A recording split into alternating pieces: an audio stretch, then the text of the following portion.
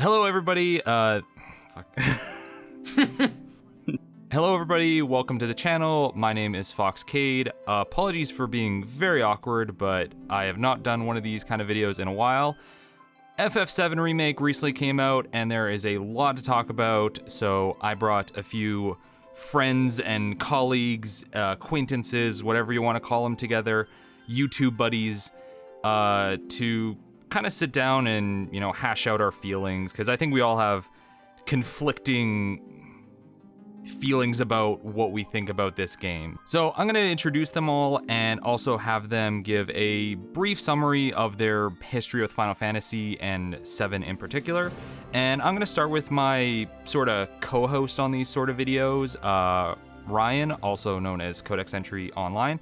How are you doing, Ryan? Yep. I am doing pretty okay, all things considered, although I am still trying to figure out, what my headspace is after that. Oh, for sure. Do you want to give everybody just a general summary about what you do, just so in case people don't know who you are, and also what your history is with Final Fantasy in particular? Yeah, for sure. My name's Ryan Seals. I run a channel called Codex Entry. Right now I'm doing a whole bunch of videos related to Final Fantasy. I also do a lot of DMC stuff a lot of the time. Also write some game guides from time to time.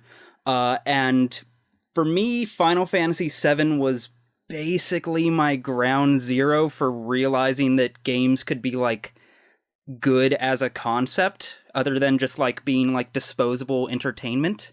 So, I have a lot of investment, you could say, coming into this. Oh yeah, I think a lot of people had that same response to Final Fantasy when it first came out in 97?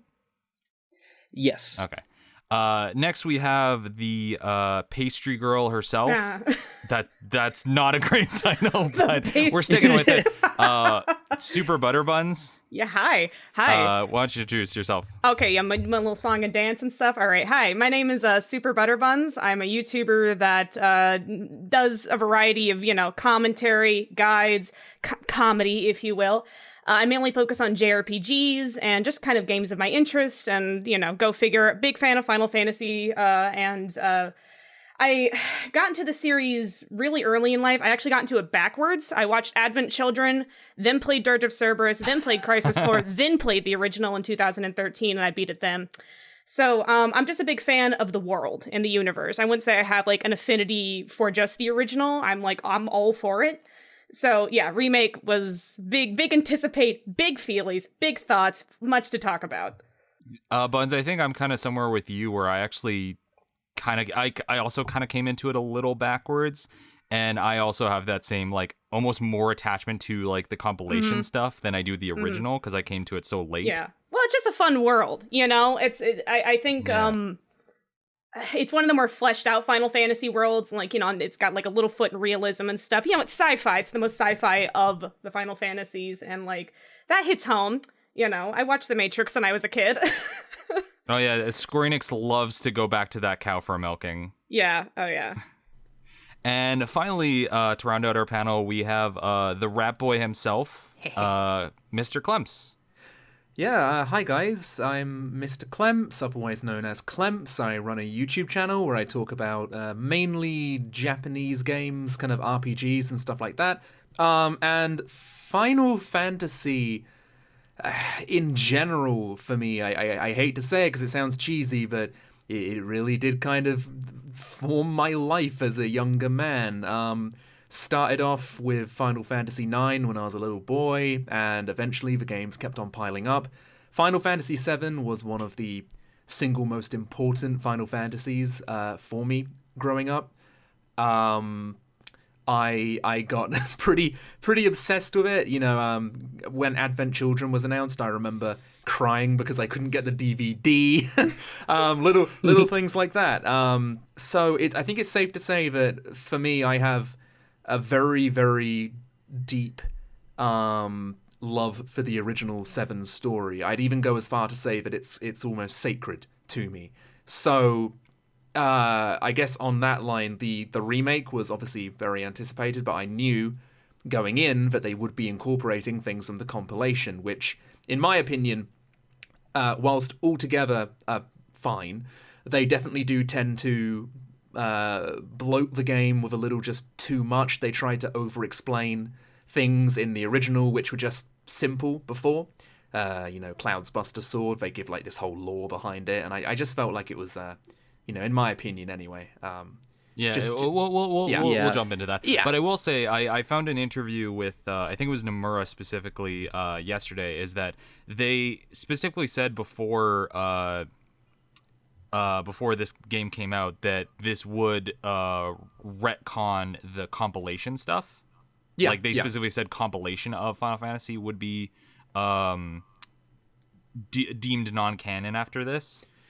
They did say I think they did kind of like, preface it with that. I didn't even see that, so that must have flew. I mean, really based off of how this radar. ending goes, yeah, I'd say that's the case now. Everything's out the window. Yeah. They said but that. We'll get into the ending stuff a little bit later.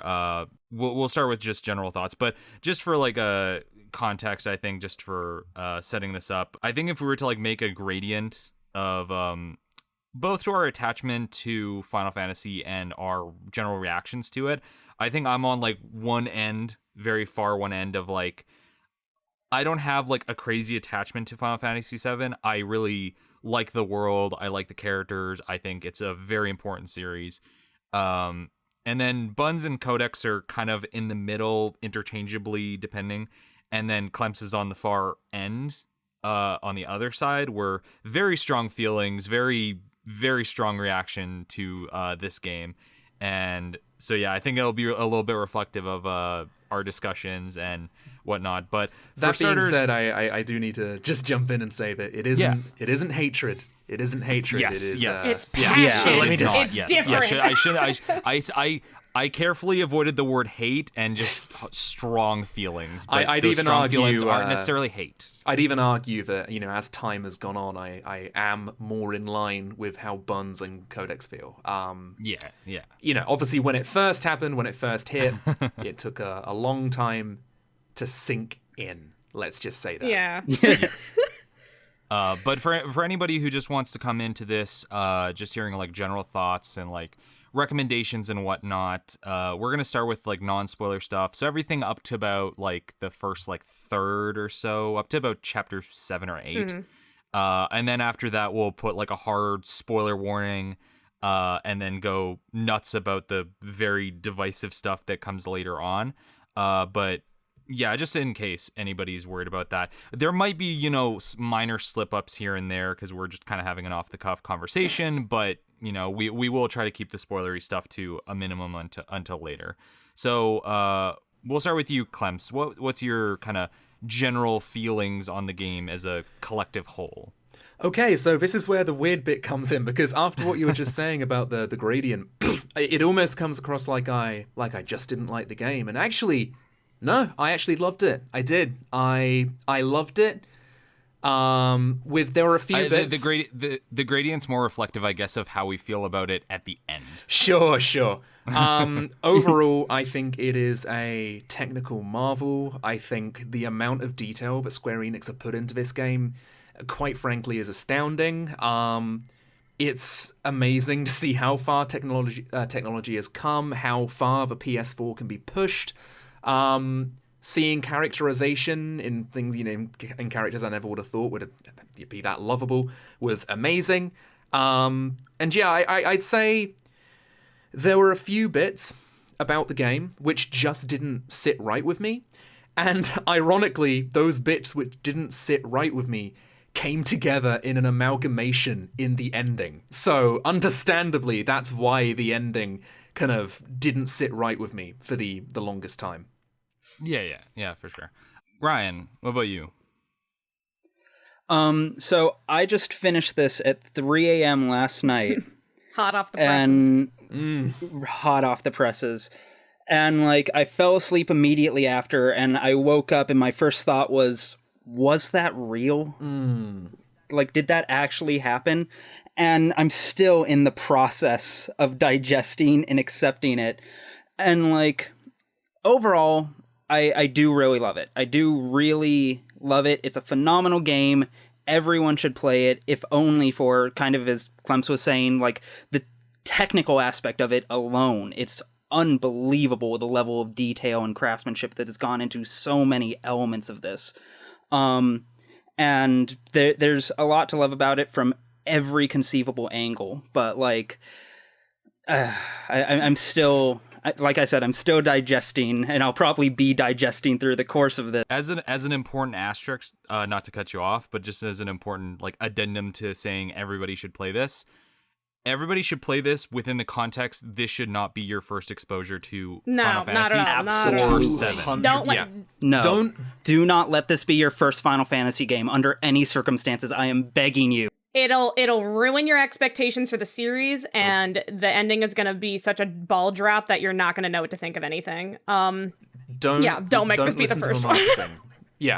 Don't listen to the marketing. And I've seen some like articles and posts out there that's like, oh, this is like the definitive version of FF7. It's like, no, it is not. This is not. Like I really love this game, and I'll let Buns say her piece before I go into mine. But this should not be your first game into the series. I'm sure people that jump into it will enjoy it, but it's a lesser experience because it's going in thinking what these things are. Yeah. Like, the game I keep comparing it to is Metal Gear Solid 2, because that's the only thing I can think of, where, like, you'll still enjoy the game. Like, MGS2 was my first, like, Metal Gear game. I loved it. It got me into the entire series. That should not have been my first Metal Gear game. I had no idea what was happening. You had to go back to recontextualize everything and go, oh, exactly. That's why the thing happened. Yeah. Buns, what's your general feelings and thoughts? Oh, all right. Well, point blank, game's great, amazing, spectacular, all the fun words, I legit have not played a game this impressive, I think, in a hot minute. It's, again, the scale of it, the amount of detail, like everybody's, hitting that home. Cutscenes are outstanding. I've never seen a game shot like this. I have this much characterization, this much personality crammed in every corner. This is, I think, one of Square Enix's most polished games that they've ever released, like, day one, full stop. I think what's great about this game, though, is that, it is so different from the original in so many ways, structure, plot, characters, gameplay, all that, but it still keeps, like, the spirit intact so well that it's just like, even though this shouldn't be your first Final Fantasy, I mean, just the fact that they made this world so well in like the modern era, and it just fits so well now. I don't know. I'm still thinking about it. It's a good game. Oh yeah. But there are some flubs, mind you. I don't think this is like a perfect experience. Like there are some noticeable gameplay, that I would, I could easily pinpoint and be like, yeah, that could have been done better. That's kind of unfun. That's a little boring. That's a little slow. Ultimately, though, as an experience, it's like eye candy. Never seen something like this before. Yeah, it's exactly as you said. The game comes with problems. It really, really does, and you can't just ignore them as well. They're things which I'd like to see improved in part 2. If part 2 came out and it had all the same problems as part 1, I'd be a little bit disappointed. But at the same time, it's as you say. As an experience. Up until the very divisive ending, I'd argue that this really is a game for everyone to enjoy. Yeah. It has a lot of it has a lot of modern gaming things in it, which a lot of people probably won't enjoy. For example, walk and talk segments, which serve as loading screens, essentially. Oh, excessive. An excessive amount of walk and talk, and that and any time a character has to squeeze into like a small space, I was always like, I never have to see a crack in a wall again. I will be so happy. Yeah, they said that hopefully that's something that'll be gone with the PS5 era, and I was like, oh my god, fucking can that not? Yeah, I get it's a technological thing, but it's so frustrating every time it happens. It is very frustrating. I'd rather have a load screen, honestly. Yeah. Well, I mean, to be fair, like the fact that the world is very seamless for the most part because of these like really hidden loading screens and stuff. And the performance of the game in general, I mean, like, the actual loading screens, game loads fast. I didn't come across any frame dips or anything like that, minus, like, the muddy textures. Yeah. But, like, I was playing on Pro, though, so I don't know how the base PS4 performs.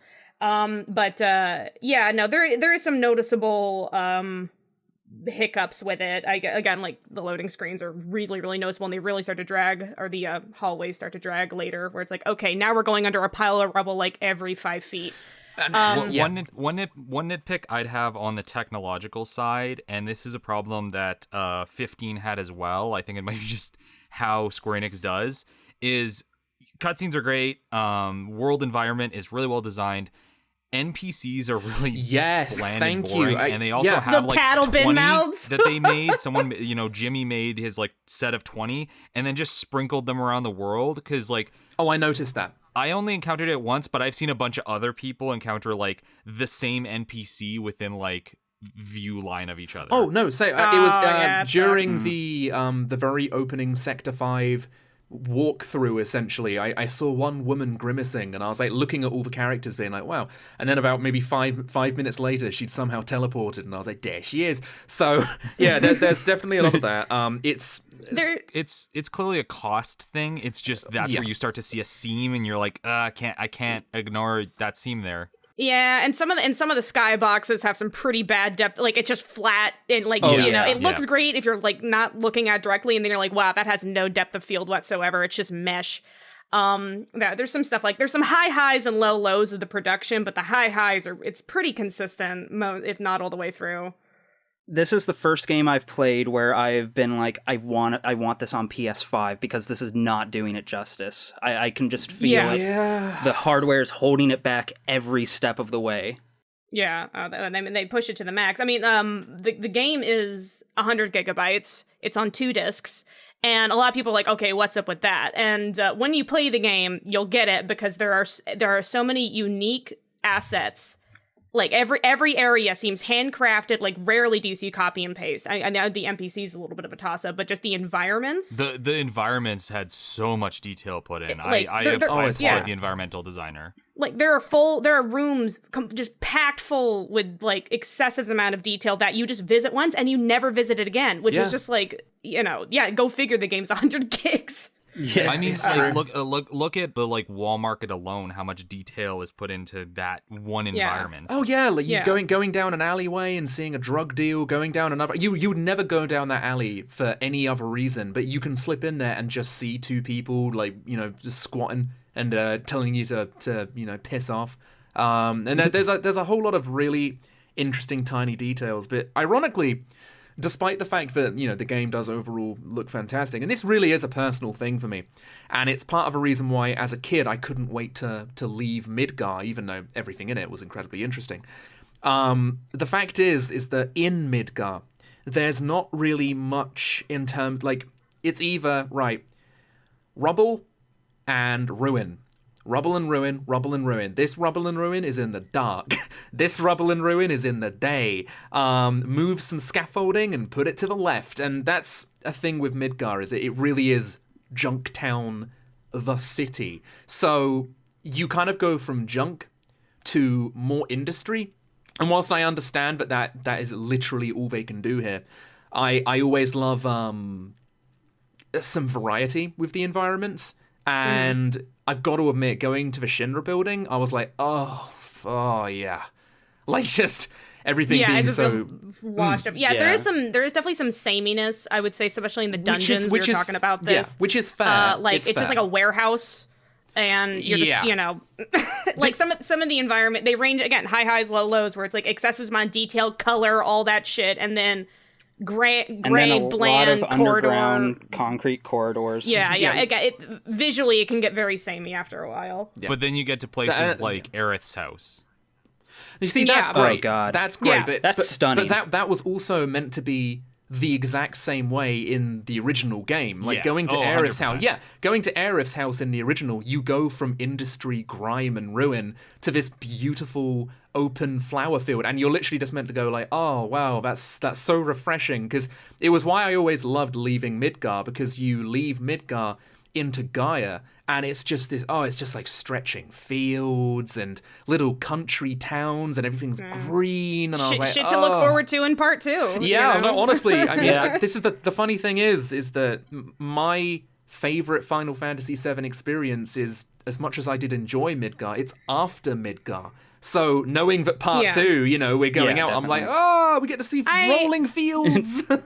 I do have to give Square Enix a massive amount of credit because, you know, I think most people, when the remake was announced, it's like, oh my god, hooray, holy shit, it's coming. And then, not too long after, they announced that, it's going to be in parts.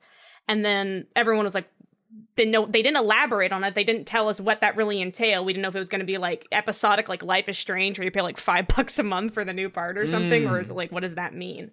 And then we heard it was going to get turned into just Midgar was going to be a full-fledged game. And I don't know if you guys remember, it was like pretty skeptical. Everyone was really worried about it.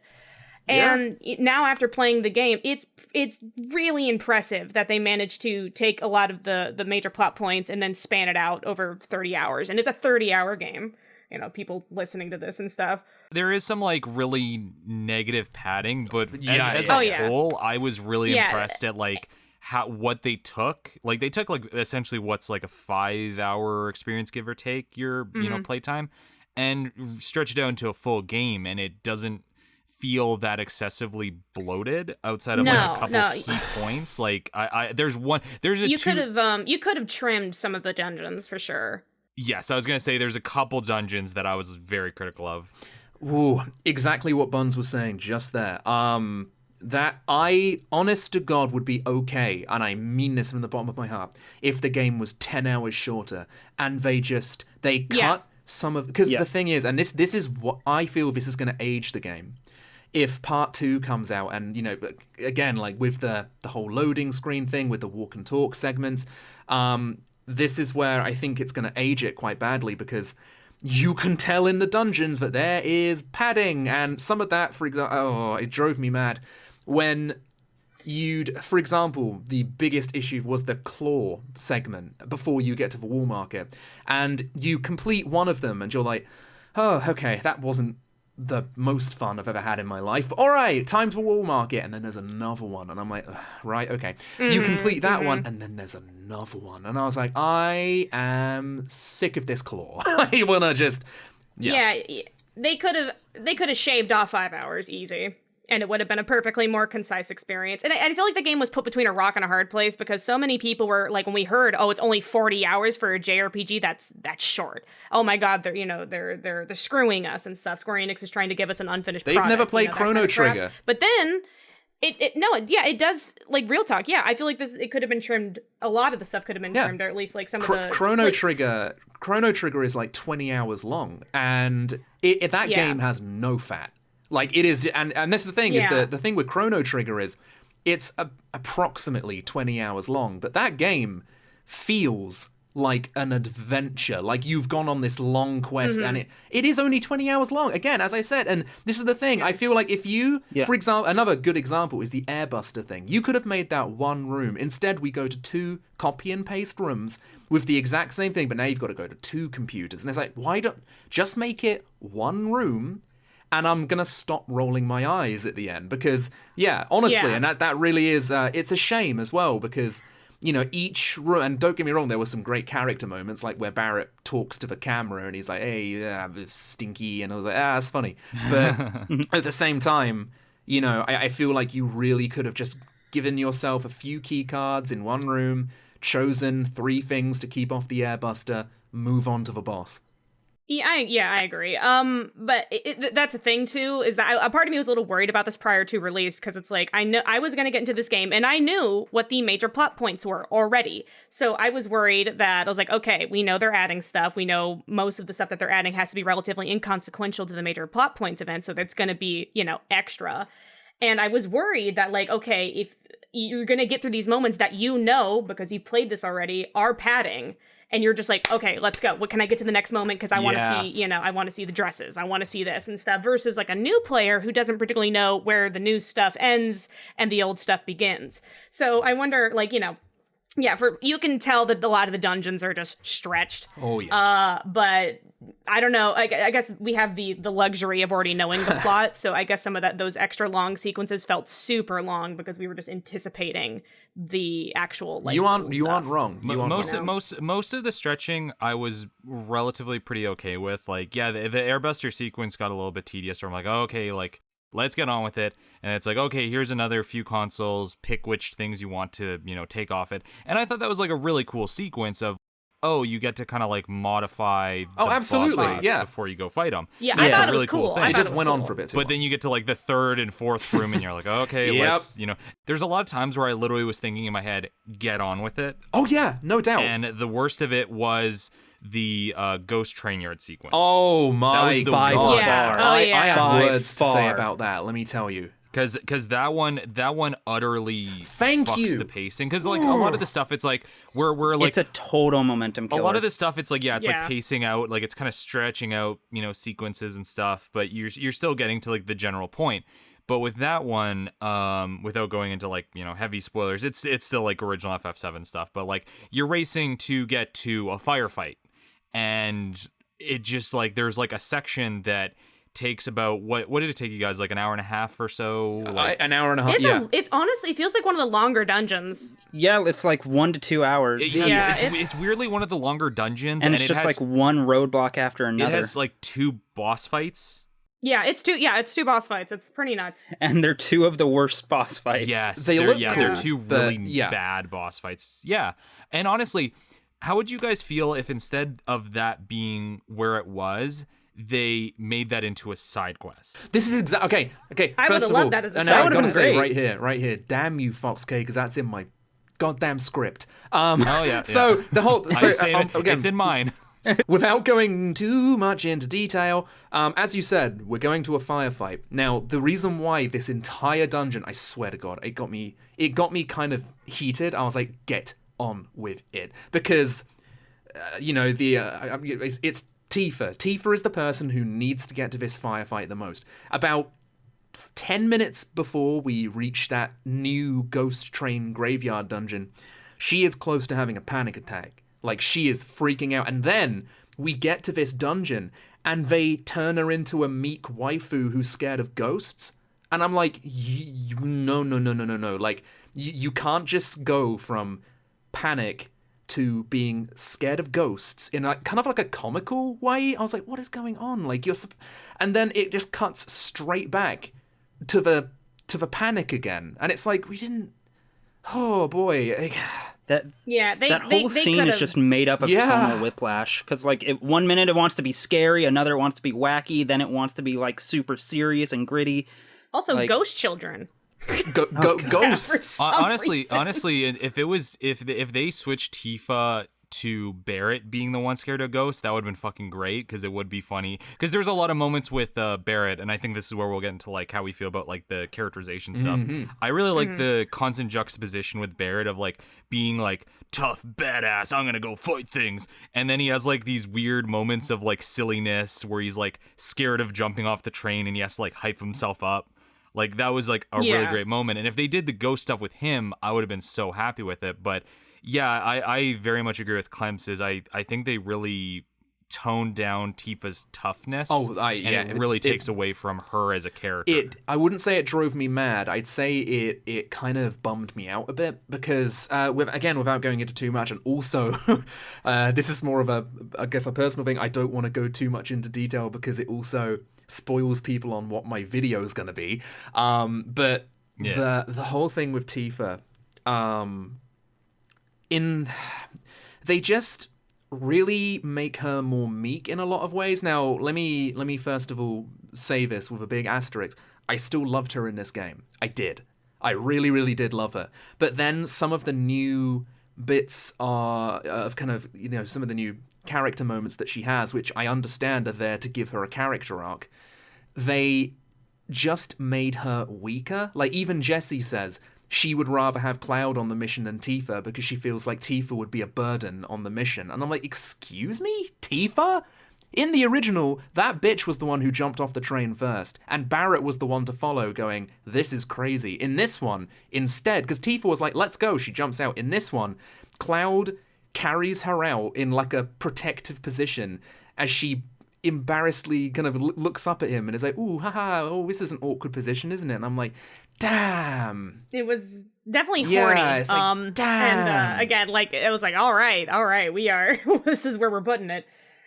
Yeah. Well, I will say, at least with like that one specific Jessie line, I kind of read that as her more commenting on the fact that Tifa was way more uncertain about like all of this, like all of the destroying, exploding reactor shit, as opposed to like her being incapable of doing it. Yeah, it's like the casualties of it, because it's like, I mean, like, it seems like, you know, most of Avalanche was like shocked that they did that much damage, you know, and then we find out later that Shinra's setting them up, but like, yeah, I always felt just Tifa was not comfortable killing people, like innocent people. Yeah, I think it was even Wedge who said that like their sect was very extreme, even by the standards of Avalanche. I do agree with that. At the same, like, even with what you said with Tifa, but again, I'm gonna keep flicking back to the original because I feel like you have to. Yeah. Yeah. Oh, the game wants you to. And, it wants you to. Well, yeah. The game demands that you do. Yeah. The whole thing with Tifa in the original, she was motherly, just like she is in the remake, but she had already had her snap at that point in the game. Her snap had always been her father's death. And in this game, it's as if she's gone through a snap, but she needs more motivation. And it turns out that her eventual motivation to turn her into the Tifa we know was Sector 7. And I always liked Tifa having the same ideals as Barrett, but being much more in control of her anger. I always loved that because she was level-headed, whereas Barrett was very rush in there, guns blazing. Tifa was already angry towards Shinra at this point. She didn't... I don't know, I just felt like weakening Tifa, like one of the strongest female characters in that game, it just kind of bugged me a little. Just a little. Keep in mind, this is really something I kind of picked up on, at least, like, because I agree. She does seem a little more timid. But I did notice that, you know, they played back that entire sequence where it's like, Cloud, you know, if I ever feel trapped or I'm in trouble, you should save me. So I feel like they put her in this like uncertainty of like, I feel stuck between a rock and a hard place, Cloud, help me. As like, because later you see Cloud kind of 180 on his reasons for sticking around. Because, you know, after that entire, you know, he's just there for the paycheck, you know, all that kind of shit. And then he remembers that, like, oh, wait, Tifa kind of, like, needs me to be here for her. And then you kind of see his demeanor change a little bit. So I just wonder if they move some stuff around for Tifa to better give Cloud more motivation to actually stick around. Who knows? Because he does have that entire moment where he's like, ah, shit, yeah, I gotta help Tifa because she's feels like she doesn't know what to do with these guys. You know, she doesn't want to like go all the way in.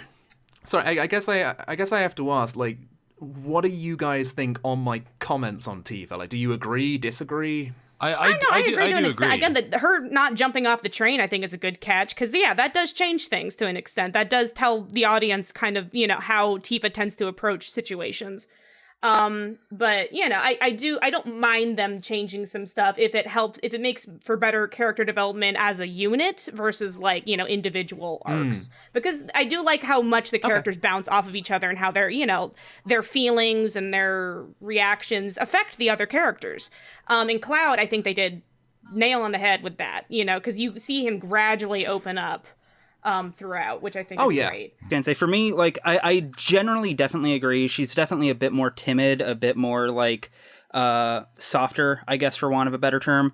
But like, and it's a frustration I share, and it's a shame that it happened.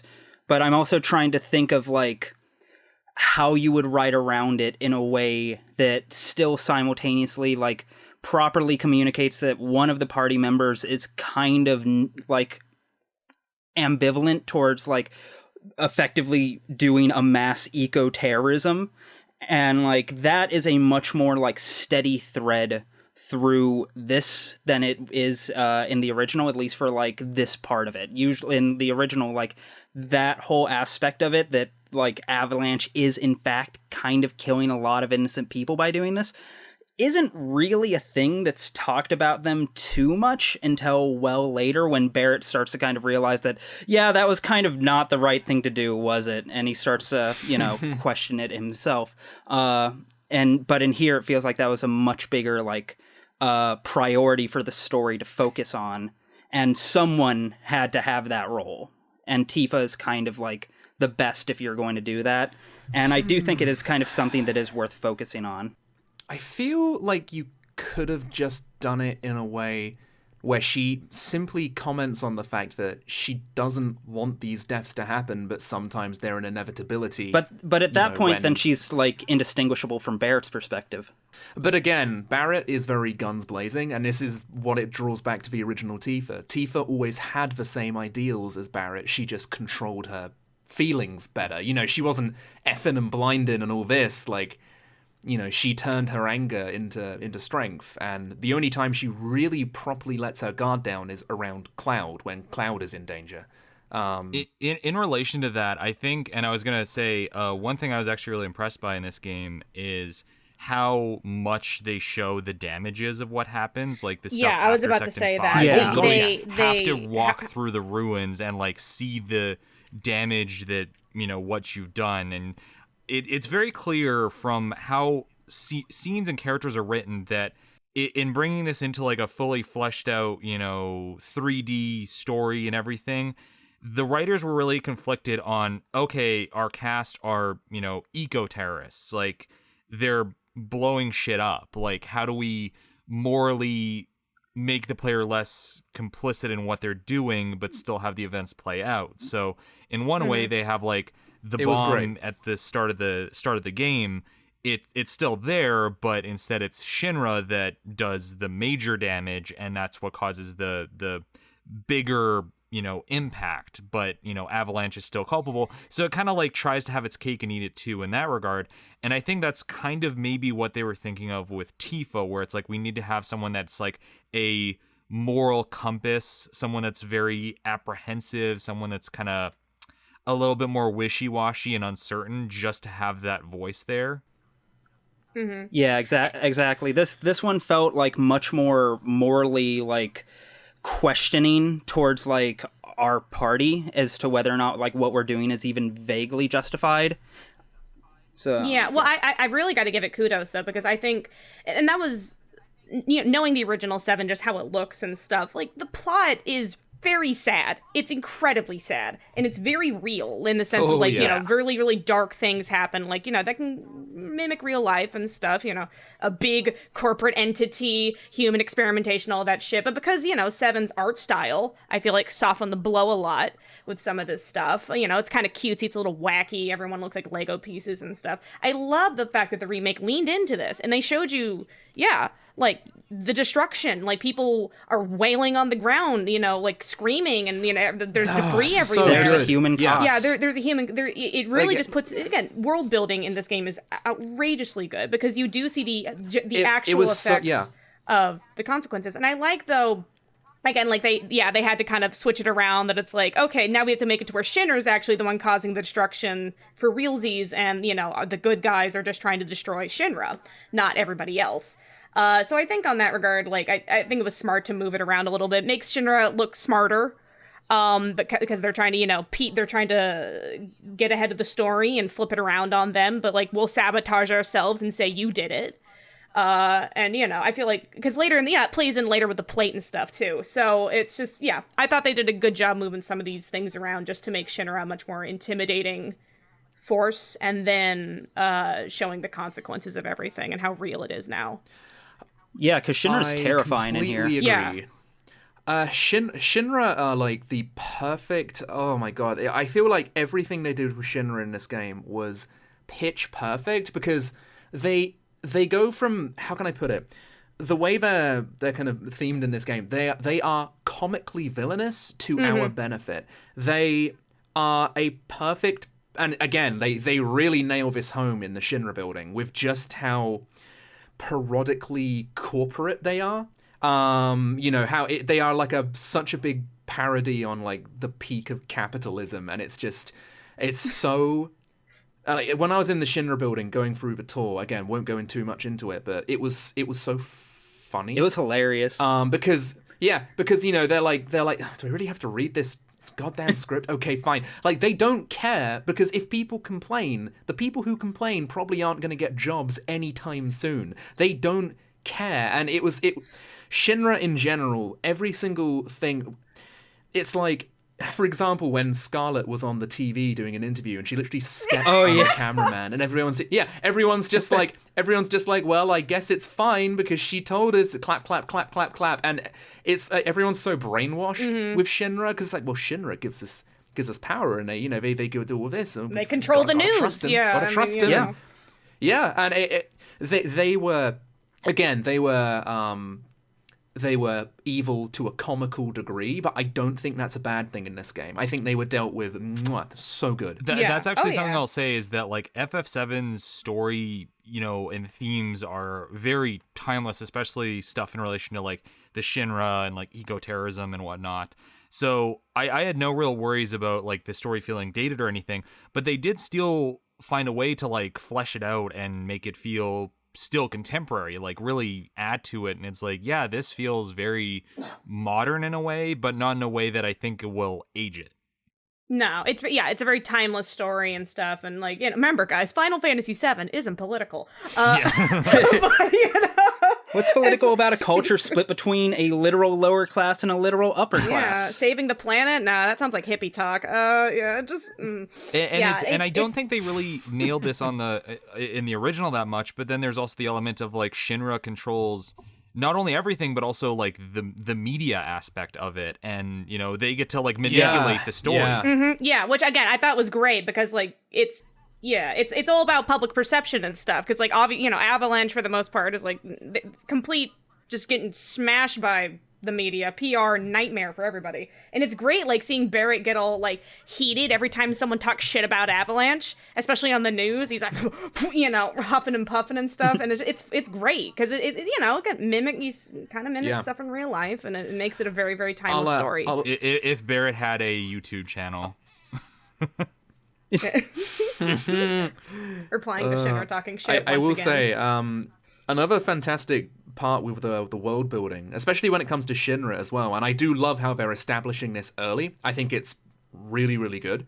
I love how they not only paint Avalanche as the villains, but Wutai. Yeah, they actually talk about Wutai. I love what they've done with Wutai so much in here. It's so good. Yeah, they establish Wutai so much in this, and again, I think it's great because in the original there was a war between Wutai and Shinra, but let's be honest, it was never really touched upon all that much. It was a vague backdrop. It was, but now Shinra have more than just those damn eco-terrorists. No. You know, everything to do with Sector 7, that wasn't just for Avalanche, that was for bigger political gain. You can paint that all on Wutai now. Avalanche was like below what their real goal was there, and it's to paint it all on Wutai. Yeah, and I think that's so good. Yeah, and so they can justify another war, which is like, it's. I also do like the fact that they have established that there's different factions of Avalanche now, and that like one of the factions is like working for Wutai, and they're like, you know, eco-terrorists, air quote, but they're really just Wutai lackeys that are trying to get back at Shinra, which I thought was fun. Yeah. I like how there's like some slight infighting, and like, you know, everyone's got in their own little camps and they're kind of crossing all over each other. Yeah, it just adds layers, great world building. It's all fleshed out. And I mean, one thing I'm sure the characterization and all that, but the NPCs, that old lady, like when you're like escaping the like, I think after you get all the blasting agent with Jesse, there's that old woman NPC with a broom that's getting, like, calmed down by a Shinra soldier. She's like, yes. I'm gonna go grab my gun. I'll shoot those Wutai bastards. I killed them in the war. Yeah, and again, he's trying to, like, she's just there. And he's trying to, like, hurry her into her house. Like, no, like, you know, stay in your house. Yeah, and he's like, thank you for your service, ma'am. Now get inside. And it's like, yeah, grandma's being racist again. I'm glad you stopped at her as well, because I noticed that and I was like, how long is this going to go on for? And I was so happy that it did go on. It was It was great. It was good satire, and I liked it. And it was like, yeah, again, like all of the, I mean, again, another good part about establishing Wutai is that when we eventually get to Yuffie, oh god, you know, it's gonna bring up. You're gonna know who that is. Yeah. Well, yeah, you're gonna know where she comes from. We're gonna find out the Wutai side of the story through Yuffie. You know, so I guess so long as they don't paint her in the same way as like Dirge and Crisis Core did, where she pops up like a Power Ranger every 5 minutes. But I kind of hope they stick with that to an extent. I think that'll be fun. I do have theories for you know, actually no, it's not even spoiler. I guess I can drop it now. So I was doing a Twitch. I was doing a Twitch. I was online on Twitch, and a fan dropped a really fun line, and I was like, oh wow, that really can work. Because I was asking, how can Part 2 realistically reset us back to level 1? And the fan said, and I've like kind of built on this more, what if Yuffie steals your materia? And I was like, that's brilliant. You can bring Yuffie. So, for example, Part 2 starts off, and you have, for example, if you do Part 1, all of your materia carries over. So it's still at the level it was. It's still just as powerful, but it serves as the overpowered tutorial segment. Here's your materia, blah, blah, blah. Then Yuffie steals your materia, possibly Calm, where the tutorial ends. She steals it, and it's already set back to level 1. And then you get it back later as a reward for already playing through Part 1. Which would be great. I mean, and I'm sure like they'll think of stuff like that because like they were so detailed and like, you know, they saw the opportunity and they took it a lot of the times in this game. So yeah, I feel like they could go with something like that, no problem. It just no, I definitely think that's viable. Yeah, it's exciting. So how do you guys feel? We've gone quite a while without even saying his name, I think. How do you guys feel about the characterization of Cloud and the rest of the cast? Great. Nailed it every single way. Again, arguably some of the best characterization I have ever seen in a video game ever. Some of the best acting. Yeah. Oh, it's great. And again, I love how close they get in the faces too, because you can just see their eye shifts, and their eye shifts tell you how they're feeling in like any given moment, which is it's like so good. It's amazing. I completely agree. Again, what I was saying about Tifa, that's pretty much the only thing about Tifa that I didn't enjoy as much in the remake. Everything else about Tifa was great. Yeah. So that really was my one gripe. And unfortunately, out of all of the characters, it was only Tifa. I will say, now this is the... I cannot believe how much this game made me simp for Aerith. I was about to say that. Oh my god. Okay, they put a lot of effort into her. I love Final Fantasy VII stuff, compilation, all that. I have always been lukewarm on Aerith forever. Main game, anything else. I've always found her kind of annoying, a little like whiny. Same. That's not a problem Especially anymore. in 180, one of my favorite characters. Just like, oof, mwah. She's so fun. Yeah, no doubt. I mean, oh my god, my favorite image right now is Aerith with the chair. It's so good. Yeah, it's so good, and just. Oh my god! Every single time Aerith was on screen, I was smiling. Like there was no pause. And this also brings us on to the voice acting. I was gonna say everyone. Yeah. Oh, everyone does an astonishing job. Sometimes, you know, I mean, and again, this also brings me on to a little theory, which I'll bring up at the end if I remember. If I forget, then people message me and I'll tell you. I'll try to remind you. Yeah, but I think you all might guess where I'm going with this as well. I think I know exactly why everyone has new voice actors. Oh yeah, I was talking to Sophie about this. What's your theory? Well, again, because I'm being interrupted right now, it means that somebody's already figured out exactly what I'm thinking. We'll get to that later. Yep. Yeah. We'll have to go into like more hard spoilers on that one. Well, I guess like for me, like it's the logistics 7 though. I was curious about that myself, but it turns out the voice acting strike was happening between 2016 and 17, and I wonder they started to go with a lot of screen actors, like a lot of television actors as backups. I wonder if that had anything to do with it. That the original like compilation folks, they just because of the whole strike shit, they couldn't hire them, so they ended up going for TV people. Maybe. But it was roughly around the same period that they might have started casting, so that's why I was like, maybe that has something to do with it. I don't know. The people they did get did like a fantastic job. I'm actually really blown away at how good they are. The two that I want to recognize as like they are part of the reason why a lot of people love them is Brianna White, who did Aerith. She did like a fantastic job. Just that like really. Like the strange rebel. I don't know how to describe the personality because it's that like pseudo pure but also a little sassy. Yeah, well, she's got some bite. Aerith says shit. Aerith says shit. The use of shit and asshole and bitch in this game is so natural. Like very cutesy, very sassy, and I love that. It's very way fun. Of playing her. I hate that I keep mentally equating her to this, but I can't help it, is that every time I see her do something great, I'm just like, this is like one of those punk Disney princesses, but if it were good. Yeah, right? I think I said to you, it feels very like Rapunzel entangled, sort of. Yeah, approach. exactly. Like, because like she's definitely got like that innocent purity, blah blah blah, but she's also still got like, you know, that lives in the slum edge to her. You know, she's clearly been around, and like one of my favorite things about Aerith as a character has always been that she's kind of from the beginning sort of one step ahead of everyone else at the very least, and that very much carries through into here, both with the performance and just with the broader characterization. She knows what everyone is thinking before anyone else, and it just results in so many great moments. And she knows she's cute, which I think is like adds into the charm. And she knows how to use it to disarm people too. Yeah, and it's great. It's great. Yeah. And it's the other person I wanna recognize, because again I think the voice acting in particular is what makes people really love them, is Erica Lindbeck as Jessie. Yeah, Jessie is absolutely. as a whole. Again, I've never. Jesse's the breakout. Yeah, as far as I'm concerned. It's a standout easy. Yep. I just like, and that's the thing about this remake, and that's like where I have to give Square Enix like them. It's like, yeah, they're remaking a game that everybody loves. They had a roadmap of like what to do, right? But the stuff that they took a lot of creative liberties in, a lot of the original characters. Jessie was an NPC that had like a few lines of dialogue on the original. Now she's a full-on character.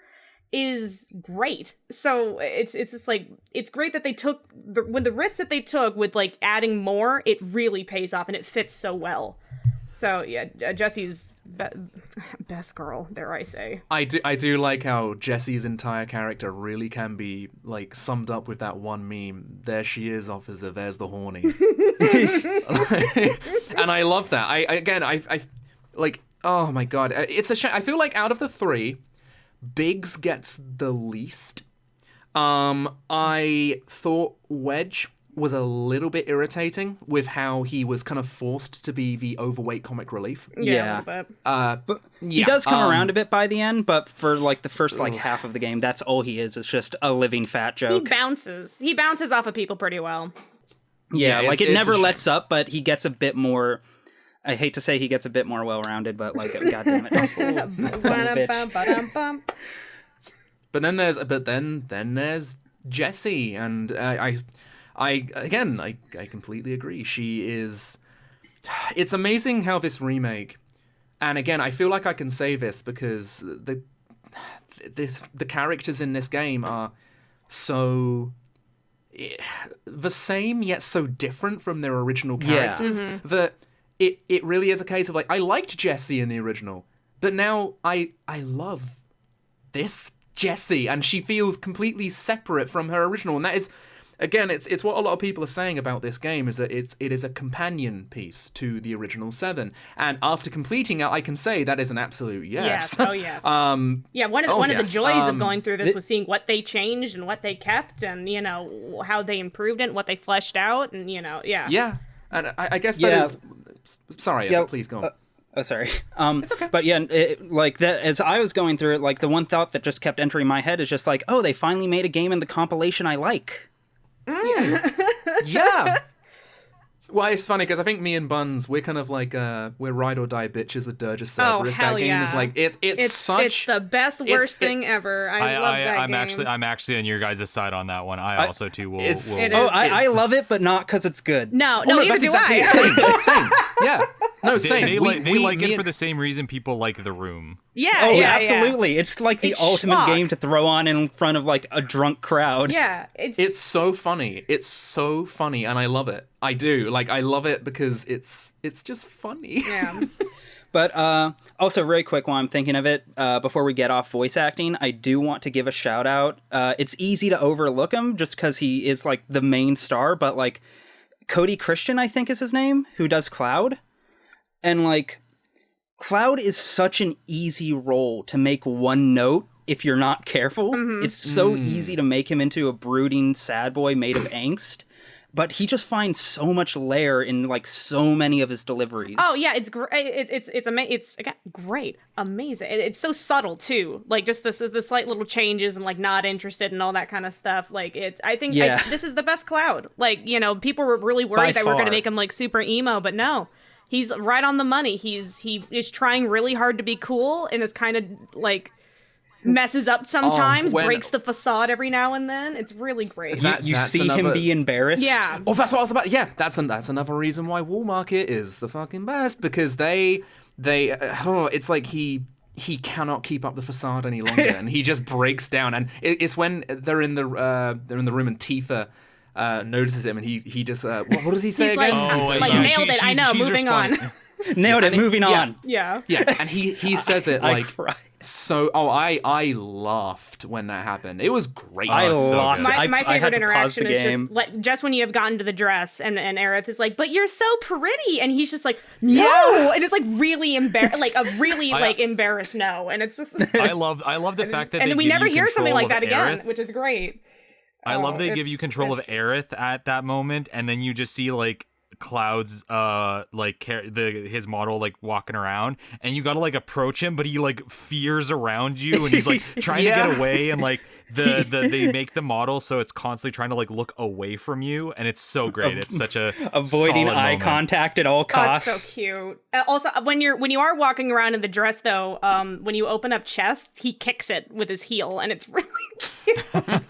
they made a complete separate animation just for that, which I thought was great. Yeah. Before we'll get into spoilers pretty quick, but I do, because it's again something there's so much fucking talk about in this game, but we haven't really talked about the like combat. Oh Like, yeah. how do you guys feel about how That. they interpreted the combat of FF7? Oh, it's great. As It's an great. interpretation, It's great, but there are so many things which I think they can fix in part 2. There are little things, and again, I go into this in my video, so I'm not gonna spoil exactly what I think they could do, but for example, no aerial recovery. That stunk during certain bosses, and I'm the fact that they didn't think to include one honestly baffles me, because you're launched in the air so much. Having an aerial recover would be so good. Your dodge not having iframes, I would have. The dodge is hoped that they fucky. fixed It's that. absurd. It's way better to just run around to avoid hits than this to dodge. Yeah, It's better to just block and absolutely. run. I'm a bit more defensive of the dodge than most people because I did find a fair amount of uses for it, but it's still, it's woeful. Yeah, I mean, It's what's woefully useful, lacking. like, especially when, like, say, you know, you're standing on a point and you can see, like, a thunderbolt about to, like, come at you. You can just pop Yeah. out of the way and stuff. But for the most part, there are certain attacks that it looks like you're out of it, but for some reason you get caught in an AoE and you just get popped anyway. Oh, yeah. Which is really frustrating. In an era where we've gotten used to Dark Souls iframes in our dodges, it's very frustrating. Yeah. The parry materia does a lot to alleviate that, but I don't know why that's not just like the thing for everyone by default. It's like they knew it was bad and decided to fix it at a cost. Yeah. There's a lot of systems that are absolutely. materia that should just be part of the game. It's kind of surprising, like, how much of this incorporates stuff that's clearly lifted from, like, Kingdom Hearts, but there's a lot of stuff that they just didn't add in. Because there's, like, the fact that they, like, kind of took the general concept of, you know, they incorporated the ATB system into how in Kingdom Hearts you're kind of actively fighting, but then you can bring up your menu to like do abilities or spells and whatnot, but just you have to charge your ATB to use them. But they give you a slowdown, so you actually have like time to like think and consider it. We're like, okay, who am I aiming at? who do I want to like hit with this and all that stuff. That's really good, but there's like big flaws in it that I just don't understand why they didn't think of this being like a big problem. I know this is a huge one for you, Codex, and I think everybody had this issue, is that like you can very easily get knocked out of like a spell animation or an ability animation. Without exaggeration. Without exaggeration, every single death I had in this game, every game over screen I saw was as a direct result of me being hit while casting Cure. Every single one. And then I lose my ATB charge and the mana. I don't know why you would design it like that other than to be mean. There's a fine line between punishing you for like just making a bad call and just being like too punishing. Like you're being unforgiving of the player. And one of the biggest things is not only do you lose your charge, you also lose the MP that you were using. So if you were charging up like a big spell, you get absolutely fucked for that mistake. I do have to give this game credit, though, because I know when they announced that it was going real time, everyone was like, huh! Throw your hands up in the air, it's ruined, you know? And I love that they kept the materia system in place, ATB, like, you know, again, the spirit of the original combat system. Yeah. But even though it is in real time for the most part, the real time is only there to charge your ATBs, and then you are spending a lot of time in the pause menu and thinking about it. I love that this game... you cannot just wail on enemies. You have to strategize in this, or else you will die. This is a JRPG wearing an action game skin. Yeah, it is. It has the spectacle of a real-time game, but it is ultimately still a strategy game. And I think there have been so many games that have tried to do strategy and real-time together. I feel like combat-wise, if I could compare this game to any title, it would be Ni no Kuni 1, with considerably better menus. And it's like 8 million times more fluid, but it did the same thing where it's like you can switch between 3 characters, you can move around, you can run around, you can attack in real time, but ultimately a lot of your magics and the actual effective stuff is all done in the menus. And it's great. I mean, the slowdown feature, I don't think we could ever go back to like whatever the hell Final Fantasy whatever 13 was trying to do with its real time and, you know, strategy and stuff. This is the best hybrid I've ever played when it comes to real-time and strategy. You know what? The biggest sacrifice Square Enix did for this was 15, because now I feel like if people go back to play 15 now, they're gonna be like, "Whoa, this is what I'm." Yeah, you gotta. I don't think many people have thought about that. 15 but they're gonna wishes be like, it played "Oh like this." no." Everything 15 does at this stage, like just play 7 Remake, you'll get a stronger version. Okay, so for example, summon spells. They took something from Final Fantasy 15, which was out of your control, but they take one element from it, which is when you get to a critical amount of health, the summon spell will charge. Then they do something which I wish 15 could have done, where you actually get to have some kind of direction for your summon spell. Summon spells were, in my opinion, the most funnest thing ever, not just because they were really fun to watch as a spectacle, but also the way you obtain them it's peak Clemps. I love optional, dope, mythical boss fights. Like, and the thing is, the summon spells are optional. Like, other than Shiva, Fat Chocobo, Leviathan, Bahamut, all optional. And there's materia. Sorry, there's a Bahamut materia. Yeah, it's extra post game stuff. No. Yeah. So this is what I mean. The fact that they are all optional. Yeah, the fact that they are all optional, I love it. I absolutely love it, because you've got to use your own strength and wit to get that really powerful spell. It does kind of give me flashbacks to like secret dungeons, and there's a really powerful item at the end. It kind of gave me that same vibe, and I loved it. In relation to that, with the whole like collecting your summons through what's the character's name? Starts with a C. Chadley. Chadley. Such a great name. In relation to that, this is something that's very personal to me that I really like in games. Is I liked the implementation of the intel missions, which are just here's a list of things you can do that are optional. A lot of them will just come up naturally as you play, and it's just like a completionist checklist. And he just gives you missions like, oh, while you're fighting like analyze 3 enemies or stagger this many times or do this much damage in stagger. And when you beat them, like when you complete the missions, then you get new materia. And I was like, that's such a fantastic extra little thing for people to do. Just like a little, here's more things to do while you're fighting, and gives you more things to keep in mind. It's like, oh, I'm fighting this enemy that's weak to ice. Who uses ice, so I can, check that box off. Yeah. Oh yeah, I mean, just the amount of extras in general and stuff. The VR stuff I think was very clever because we already know VR was like a thing in the previous games and stuff. So it's just like there was very clever inclusions on the extras and a lot of the side quests too. I mean, like it's pretty. Gosh, I mean, the amount of alternative scenes in this game, depending on your completion, is pretty insane. I don't know if you guys know, but like I guess it's like a spoiler. And I'll talk about it later, but yeah, shit's cool. I like the amount of extras. I like Chadley as much as I think he sticks out like a sore thumb artistically. Like just drop a Yoko Taro character there. Yeah. Yeah, it's pretty like the all of the summon shit I thought was great too, where it's just I'm sorry. I'm thinking about it right now. Video games. I think we can summarize our general feelings in this way. When the combat shines, it's fantastic. It is so fun to switch around characters. When you like are doing like combo moves with like 3 characters where you're like juggling them, and you have like Tifa like doing her unbridled strength combos, and then like blast them with like Barrett's Max Fury stuff. It's so fun. You just get such a cathartic feeling of beating like tough bosses, because that's when it really shines. But when it's frustrating, you feel like you want to throw your controller. Like when you get like you can definitely get caught up in it. Control. Can I bring up another personal negative? Oh, for sure.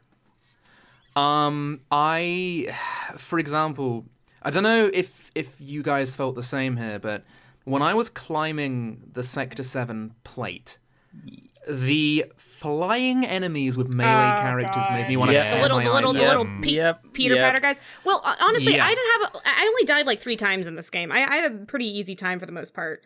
But yeah, those guys are fucking annoying. And here's the thing: the game, as well fleshed out as the combat is, and like again, it's deep. There's a lot to work with. It does not explain certain mechanics that well, which is weird because the majority of the game is pretty well tutorialized. Like, it'll give you a little visual aid and description and stuff and sit you down and pat you on the head and tell you what to do. But they don't explain Cloud's counter, like, at all. And I watched so many people go through this game not realizing you could parry things. And one of the flying enemies being one of them, too. Because, like, it's super useful to counter them and stuff. You can immediately pop them out of the air, but the game doesn't explain it right. So, yeah. And that's made so much worse by the fact that the game is not good at communicating what moves are and aren't parryable. Because there are so many moves where it's like, it looks like I should be able to parry this. Nope, it's magic. Sorry. Yeah, you're perfect. They need to give you some kind of, like what other games do, like a Bayonetta shine, something. Yes. Like a red light, like a Metal Gear Rising or something, Yeah, Precisely. exactly. Just some kind of indicator that, by the way, this is parryable. Have fun. When the attack name comes up, because that's something I really learned to read for, is when an enemy's attack comes up around their model, it'll say what the attack is, and it's like, oh, okay, this one's doing a jump. Okay, kind of get your distance, move out of the way. If they would have changed it so it was like, okay, red is physical attack, blue is elemental, and kind of gave you a little bit more of like a signposting. Oh, that'd be nice. Yeah, that's something they can improve in part 2. That's the perk of like having each installment be like its own separate game, where like the sequel can actually improve on shit. So yeah that would have been that's a smart idea. Because like I feel like the number one thing, at least in terms of like the raw combat, that would really help it out is, and this might just have been my experience, but I felt like it almost felt like there just were not enough audio cues for things that were about to happen. Like, there weren't sounds for, like, oh, this attack is coming. There's more minor stuff, like the beginning, in the Sector 5 reactor at the very beginning, those lasers don't have a sound for some reason. Just a lot of weird audio cues that should be there for the sake of just making playing a bit easier and more responsive. I think that comes from having like JRPG developers making something that's more action oriented, because that's something that, like, you know, not to, you know, give them too much praise, because I always do, but like Platinum Games are really good at giving you audio cues, but like JRPGs, especially like I mean, how long did we go before we managed to not mention Platinum? Exactly, Games? you know, Platinum should make the reset the counter. But you have it's been 0 hours. You have you know, people who make Final Fantasy games who are used to making, you know, that real-time stuff, especially because like a lot of the old staff came back for this. So they're not used to having to think about like, okay, how do we audio cue, you know, how do we telegraph in that way? Because turn-based stuff doesn't really think about that. Yeah. I've got to actually interject and say it wasn't just some of the original Final Fantasy stuff. There were quite a lot of people from the Kingdom Hearts gameplay side of things the battle director from Kingdom Hearts 2 is the battle director for this. That is true. That is true. I should preface by saying a lot of the old staff, but plenty of new people. I'm not. It's not the entire original people. Yeah, I mean, like, I like, again, slight improvements. Ultimately, I think the combat is stupid solid, especially for some kind of hybrid. Like, again, it's very fresh. That's one thing I could really point about this combat, is that, like, the switching is super fast. Everything's so responsive. I mean, visually, it's just, you know, there's sparks flying everywhere. It's fucking mayhem. And I would also say, like, yeah, the air combat is stupid fucky. If, like, with Cloud in the air and Tifa and, like, throwing themselves and whatnot, it's really janky sometimes. And I think, like, a jump would have made that much better. Jank. Which, I mean, you know, you're not fighting a ton of stuff in the air, and you have magic to deal with it for the most part. But the camera, oh god, I don't know what they were thinking. For some reason, you know, the lock-on target is the same as rotating the camera. So, like, if you're just trying to get a better view of things, you're switching targets, which is really frustrating. I don't know if you can just remap the controls and stuff. But yeah, just things like that. The camera for sure freaks the fuck out the second you're in a corner. And it can be, like, total chaos. You'll get lost sometimes. But ultimately, yeah, it's pretty good. What was it? And also, while I'm thinking of it, I realize that this suggestion isn't as easy to implement as I'm making it sound. But if you're listening right now, I know you're not, but if you are, I am begging you on hand and knee. Take the Gambit system from FF12. Put that in here. My man. And let my party members have a brain cell, just an individual brain cell. Thank you, God, for mentioning that. I was getting quite sick and tired, quite frankly, of my characters storing their ATB. They just stand around and, like, again, they have literally the perfect system to manage this right there. They literally own it. I was talking to Buns about this the other day, and Buns did bring up the idea that they probably wanted you to be in, you know, to switch your characters around. Yeah. Well, no, it's super intentional, because you can only execute their triangle move if you are on that character. You can't access that in the menu. So, like, you can't use Barrett's Overcharge, you can't use Tifa's, like, Omni, you can't use any of those unless you're on that character. So yeah, that was the intent. They wanted you to switch. Plus, you can give them directions on what to use without changing the character. You just bring up your menu and then switch to them. And I was like, oh, that's really smart. But in relation to what you guys are saying, again, considering they have Kingdom Hearts staffers on there and they used a lot of that in the game design, it's really surprising you can't go into the, like, you know, character menus and go, okay, I don't use your ATB, and then, like, you can set, like, Barrett to go nuts. And yeah, even Kingdom Hearts has some kind of companion AI setting. You know? Yeah. That's pretty much what I like to see. Like, have one character focus on healing, have another character focus on big dick damage. And unfortunately, everyone just kind of auto attacks, and then sometimes they'll use a different move. Like sometimes I'd switch to another character and I'd notice their triangle move had been extinguished, and I'd be like, oh okay, fair enough. So yeah, sometimes they have a brain cell. Well, it's nice that one thing, I mean, they did at the very least program that if they have a cure, they'll use it on you if you're, like, dying, which is nice. But yeah, if there's no control over it, it's a little annoying. Mm-hmm. Yeah. Oh, 100%. But I think at that point we'll segue into like spoiler discussion. So anybody who doesn't want to be spoiled, you can take off. Oh God. I think I'll repeat what we said earlier. If you're new to Final Fantasy VII, I can't really recommend this wholeheartedly. I still really love this game. I think we can all say we really like it, but this really shouldn't be your first exposure to the series. Either play the original, watch a playthrough if you have to.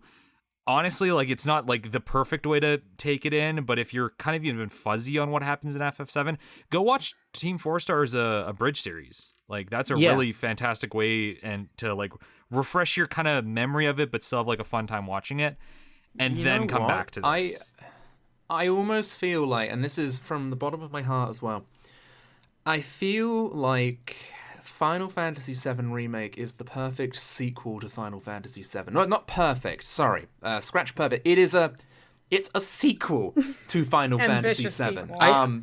It's probably the best sequel we could realistically expect. Sure. Because it's the kind of thing where like it really does serve people who have played 7 better than newcomers who just jump into this without knowing much about the original game at all. Yeah, there's one thing I would pinpoint about, and I'm not sure if this kind of rubs me the wrong way about it. The game is a little twee about the fact that it is remaking a very legendary game. And, there's moments where some characters will kind of just pause and look at the camera and be like, hey, it's me, that character, and so there's again, the ending specifically is a big like. Well, I think it is. I think it's always important to remember, and I say this as someone that loves him, but I also accept every criticism he gets. This is Nomura / Nojima Mister's dark lightness dark. Like, they're not exactly masters of subtlety when it comes to their writing. They're really, they're really good at character moments. They're really good at making like emotional impacts, and really good at something I think they're underappreciated for is really fun fight choreography. Oh my god! I mean, again, the camera work is absolutely. When it comes to having a deft hand at like commentary and like themes, they kind of bat you over the head with it. I think there is some layered commentary to this game that kind of goes a little unexamined in like the heat of the moment for a lot of people, but yeah, they're very brazen about what they're doing and how they're talking about it. Sorry, you guys can't see me right now. I just caught myself doing it. I already have my head in my hands. All right. Well, I get spoilers. I guess. So I get one of the ghosts. The ghosts. So one thing, prior to the game coming out, we had seen them in trailers, and the ghosts were a big enigma, and most people kind of assumed that it was going to play into the Sephiroth cult stuff a little bit, like they were umphing that a bit more and trying to add some stuff to that. That's what people assumed that they were. Then you play the game, plot twist, no, they are arbingers of fate, and you could easily just say it's the will of the fans wanting the plot to play out like the original, because it's like they beat you over the head with it. There's a few ways to interpret it. That's one way that I prescribe to, and I'm going to use Ryan's words because it's better than how I was trying to like articulate it. It's the the inherent limitations of remaking something like FF7.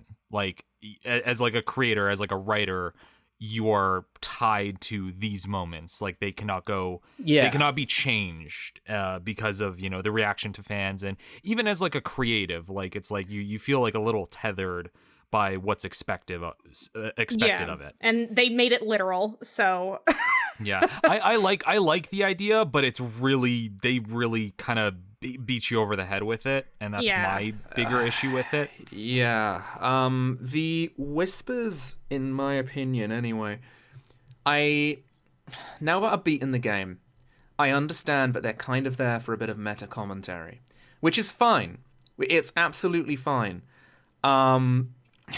However, I'm already getting tired, right? So the whispers, in my opinion, were invasive. Whenever they were around, I just wanted them to piss off so I could absorb the scene. And the thing as well is, and this really bugged me after the ending, is that they're inconsistent. They allow things to happen which never happened in the original game, and I'm like, right, so in that case, what is the point of you being here in the first place? Because, for example, we are now in spoiler territory, and if we're going to take the butterfly effect into things, the Arbiters of Fate are now, canonically speaking, the way they don't actually call them, these are the will of the fans. No, they are the will of the planet itself, so that the future that the planet has, that's the future that the planet wants. So it sends out I love the nicknames. I call them the clock blocks. Send them out to essentially, make it so that the planet can go in its own way. So that is their canonical purpose. Now, back to my point about the top of the Sector 7 plate. They are just bad at their job sometimes, and I just don't get why. Like, for example, the answer is shut up. It's yeah. Well, that's annoying. I'm not saying that. That's Nomura saying that. No, I know, because it's clearly for the sake of the plot. It's clearly for the sake of like what it's for the sake of that ending. They have to break away from it to be the point. Well, the biggest thing to me is that during that whole Sector 7 thing, they let so many things slip. Wedge survives, which I'm sorry, but that, to me, changes the plot quite a bit. Yeah. Rude presses the button instead of Reno. Now, you can say, from an outsider's perspective, he presses a button, that's nothing. But no, in the original, Reno presses the button, which drops the plate, which kills over 50,000 people. Now, I have a horrible theory about why this is the case. Now, again, this can be completely wrong. I absolutely accept it. I just wonder if it's because they felt Reno was too much of a fan favorite, so he can't be the one to push the button because it would be, it's the kind of thing where the fans love him too much. He can't possibly be the one to kill 50,000 people, pass it over onto Rude. But then I'm also like, but he still shares the blame. Yeah. He still shares it. So I'm like, so in the end, in the very end, there really was no point in Rude doing that because the same thing happened anyway. And I'm just baffled at how bad these fucking Whispers are at their job. I'm like, so the ending, in very loose terms, because we'll go into it more, the ending is meant to imply that things in Final Fantasy VII may not be the way we expect them. But that happens after we beat the Whispers. So why are they already letting things slip through the cracks? If you wanted that to have more of a punch, then I think you should have stuck. Well, I guess here. If the Whispers just came and killed Wedge after we saved him, that would have been They tried. Yeah, they tried, but they tried, and they sucked at it. Yeah. Yeah, well, I guess this is what I mean. Ultimately, again, this is me just trying to be trying to find the answer here. Maybe it's because the Whispers are there to detour things that could actually affect the big things. Depending on who pressed the button, doesn't particularly change the fact that the plate fell. So it doesn't particularly change the course of history. Yeah. So... Okay. Fair enough. But then it's changes fans would accept. Maybe they freak out when it's this is deviating way too far. This is too much. Yeah, an actual plot point, if the plate didn't fall, but again, Wedge living is that's a thing. Yeah, they come in to heal Barrett. They come in when Cloud almost fucking. Are we gonna mention that Cloud almost just fucking murks Reno? What, as in right? In the church, after you have your fight with Reno, he's lifting the sword to just axe him off. Is did how the it's Whispers framed. Intervene for that? Yeah, that's when they. That's the okay. first time I they remember. appear. Yeah, I forgot they're within everywhere, the so I church. keep forgetting what they fuck up with. Yeah. So instead of just them running away in the original, right from the get go, you have your boss fight, and then Cloud's about to finish him off, and then the Clouds, the Whispers intervene, and that's when they push him off.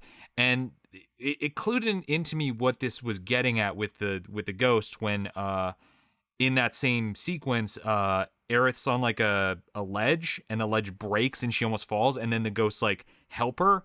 And it's like, okay, so they're not that malevolent, because up until that point they seem to be very actively against the player, but then they're helping you. They're just trying to keep things on course. Yeah. So then I started to realize, this is just trying to keep things in order of, the key events as they should go. That's why they're trying to push you to run away.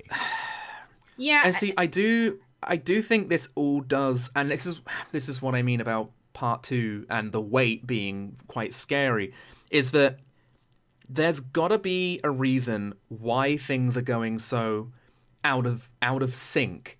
It's a bit like what people believe that deja vu is. The universe is just 0.1 of a second out of line. So we're kind of remembering things that may have happened, fucking billions of years ago. That's one theory for deja vu.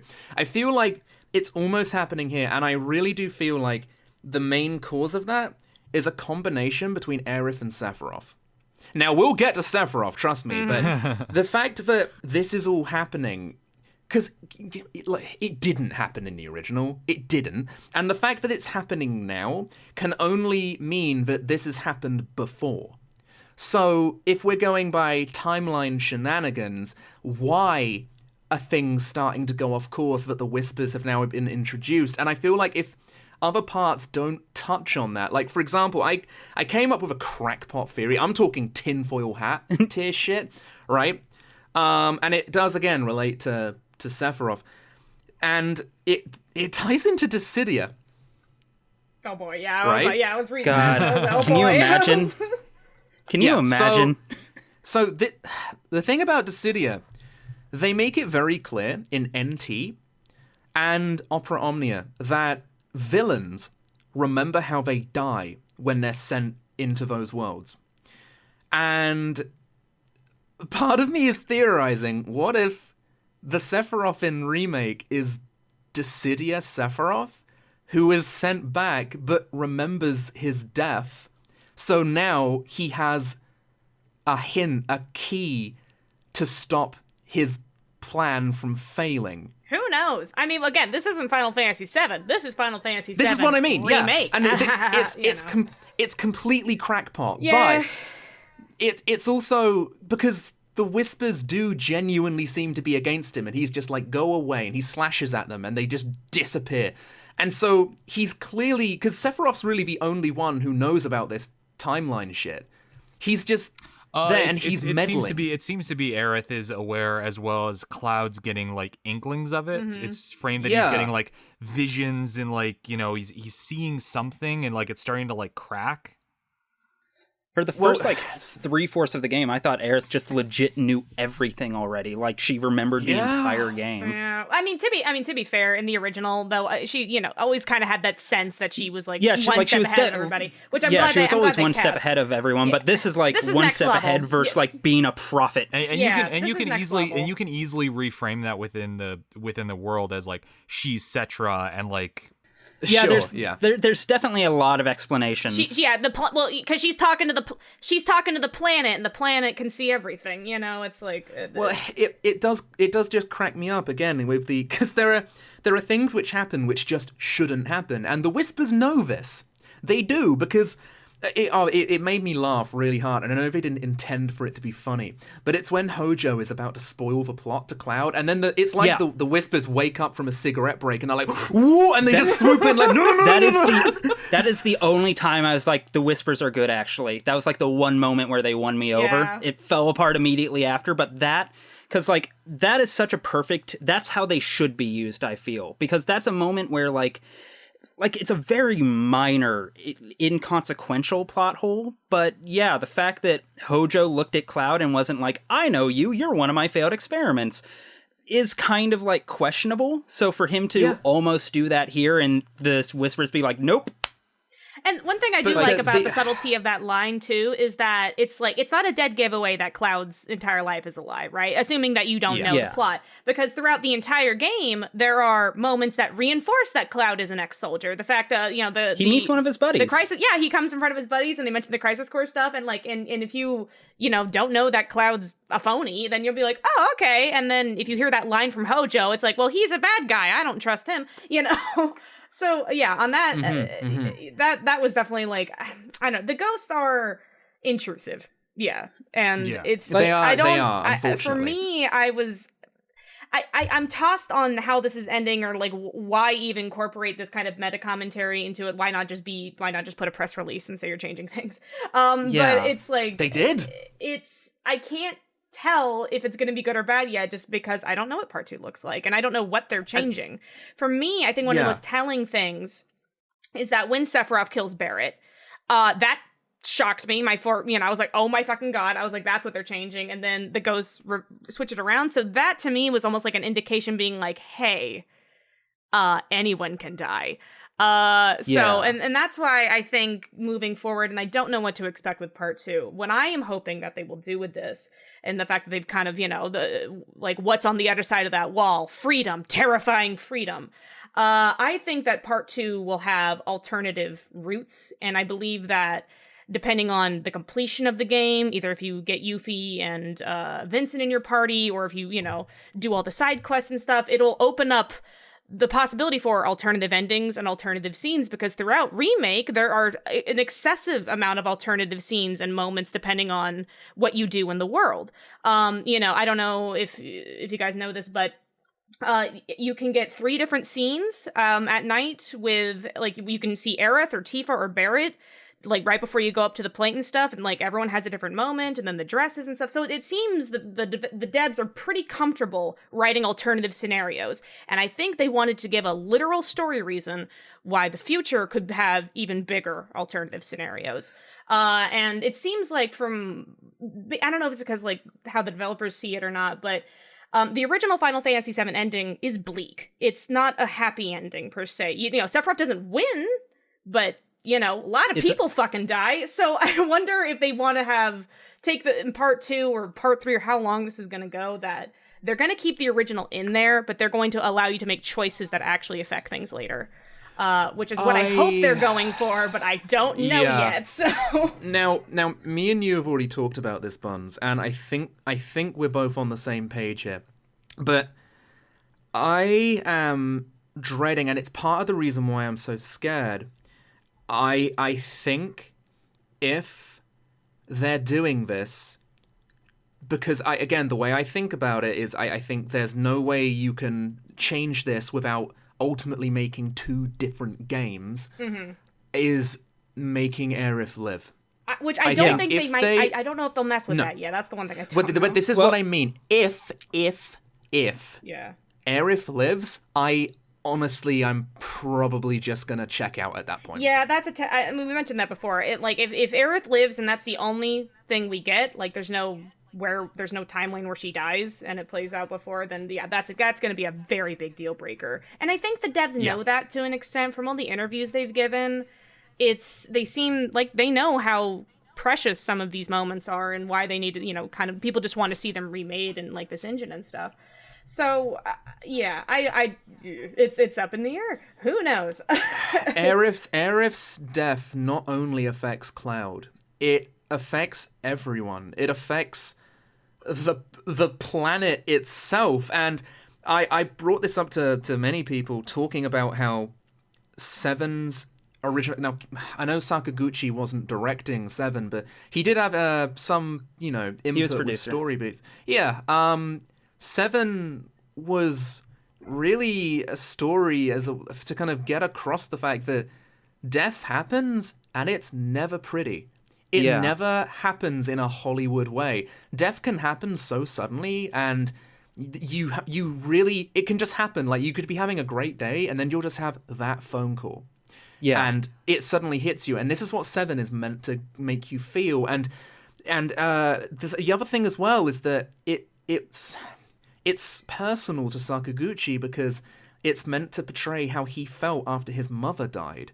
And it's like the sudden deaths of Biggs, Wedge, and Jesse. And it sounds so pathetic of me. I'm getting choked up talking about it because it really just... This is why I mean when I say sacred, right? I feel like bringing back Biggs, Wedge, and Jesse, in my opinion, it kind of takes that original message of death not being pretty, not giving it a Hollywood ending, and it gives everybody a Hollywood smile at the end. And yeah, I feel like don't that know what to make of them living. It directly goes against the message of 7. Yeah, because, like, 7, so much of it is centered around loss for each character. Yeah, Everyone absolutely. has some kind of, like, brutal, guttural loss that's driving basically everything they're doing to some degree or another. Like, even wacky characters like Yuffie are still very defined by their loss. She like, lost her country, really. Yeah. She's trying to get it back to prosperity. And even Kate. Like, Kate, yeah, like Reeve suffers a lot. I mean, and it's like Red with his, Nanaki, Dad. with Seto. Yeah. There is, and again, it's the themes of 7, and really, this is my biggest issue with the ending is it's playing around with deaths which were meant to make us feel that original message from 7, which was the sudden inevitability of death and how real that is. So to put it in context, to have Biggs live after he's fallen on the plate of Sector 7 and he's just alive and we see Jesse's glove, I'm sorry. How are they alive? It's so I don't know how the fuck they Hollywood. lived. Well, and the big thing for me is, like, because, like, at this stage, by the time you reach that point, it's very obvious this isn't a remake in the way we would like, really think of a remake. So, like, that wouldn't bug me half as much. It wouldn't bug me half as much if we were getting something else out of it, like something, if it were saying something that was interesting and compelling. But so much of it is just centered around these ghosts, and the ghosts themselves are basically just an analogy for, hey, we should be able to make changes to the source material Final Fantasy VII and tell a new story with it. And, like, okay, cool, fine, I guess. Then do that. Yeah, just do that. it. Just do it. Just like, do why it. do we have to run through all of this bullshit? I completely agree. I said before that, maybe not in this podcast, again, we've spoken too much, that changes were already happening. And they said in interviews that we're going to have to make changes to the original 7. So I don't need to be hit on the head with this meta commentary about how the story's going to change, with this big epic battle going, things are going to change, when I've heard that in an interview already. Yes. I don't need to be told that again. Just end it on the bridge. I said this to make things a bit more... And also, not only that, but the way they explain Sephiroth in this game is useless. Terrible. No one's gonna know who Worst part that of the is. game. First things first. He's not subtle at all. I think they pulled their Sephiroth card way too fast. They ruined him. Blowed their load. He's not. He's just. It's like, again, like, that's what I'm saying. Like, this game is very twee in the sense that, like, here he is. It's the guy. And he's the number one reason. But if you're new, you don't know this guy. So I am really sorry. Can I quickly get this point, just because otherwise I'll be talking all night. I just want to... Okay, right. So, the whole thing is that if part 2 doesn't go with, like, some big changes here, if they keep it being minimal like part 1, then I'm gonna have to ask, why was all of that ending necessary if you aren't gonna make some big changes? The other thing as well is that with Sephiroth, they inherently fail telling a new player who he is. We know who he is, but a new player, I've asked new players, they only know him in the remake as an old war hero. The ending, what they could have done, instead of all of this whisper stuff, instead of all of this harbinger of fate, blah, blah, blah, you could instead have it so you still see Sephiroth at the end.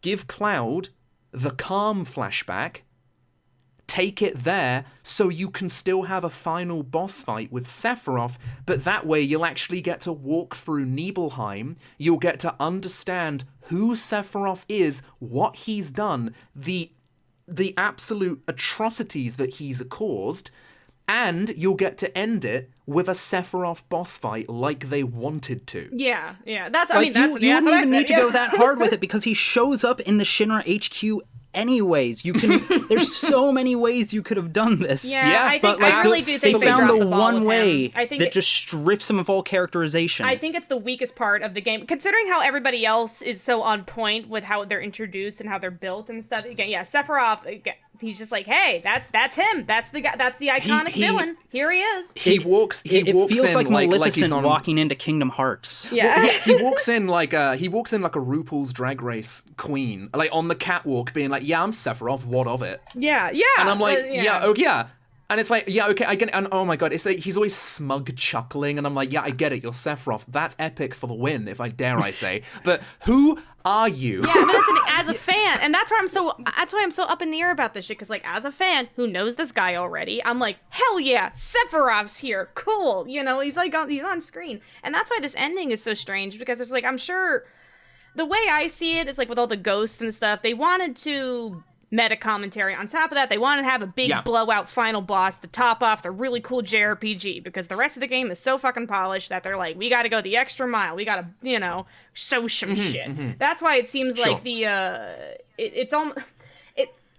the entire fight's an homage to all the Sephiroth iconic fights. Having children. Yeah. It shows it's the original final fight between him and Sephiroth with like the boom, boom, boom, white flashing and all that.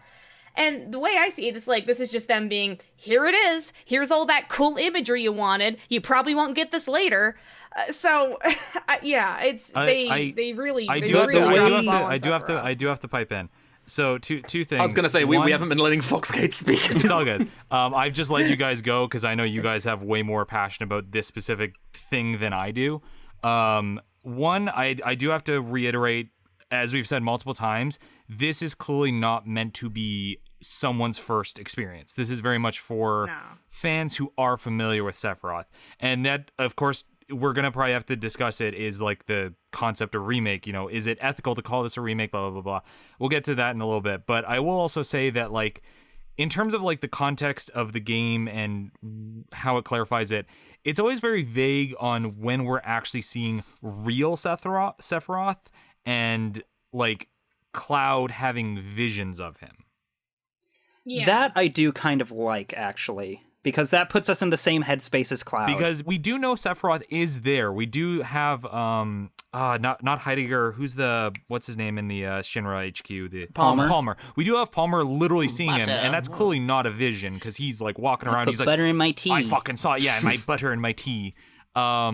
But when it comes to Cloud, we're constantly seeing visions, but he's clearly not there, because you have viewpoints from like Tifa looking back at Cloud, being like, "Yo, what's up?" And before you say it, Clemps, I know where you're getting at. The visions got really frustratingly annoying how often it comes up. But actually, no.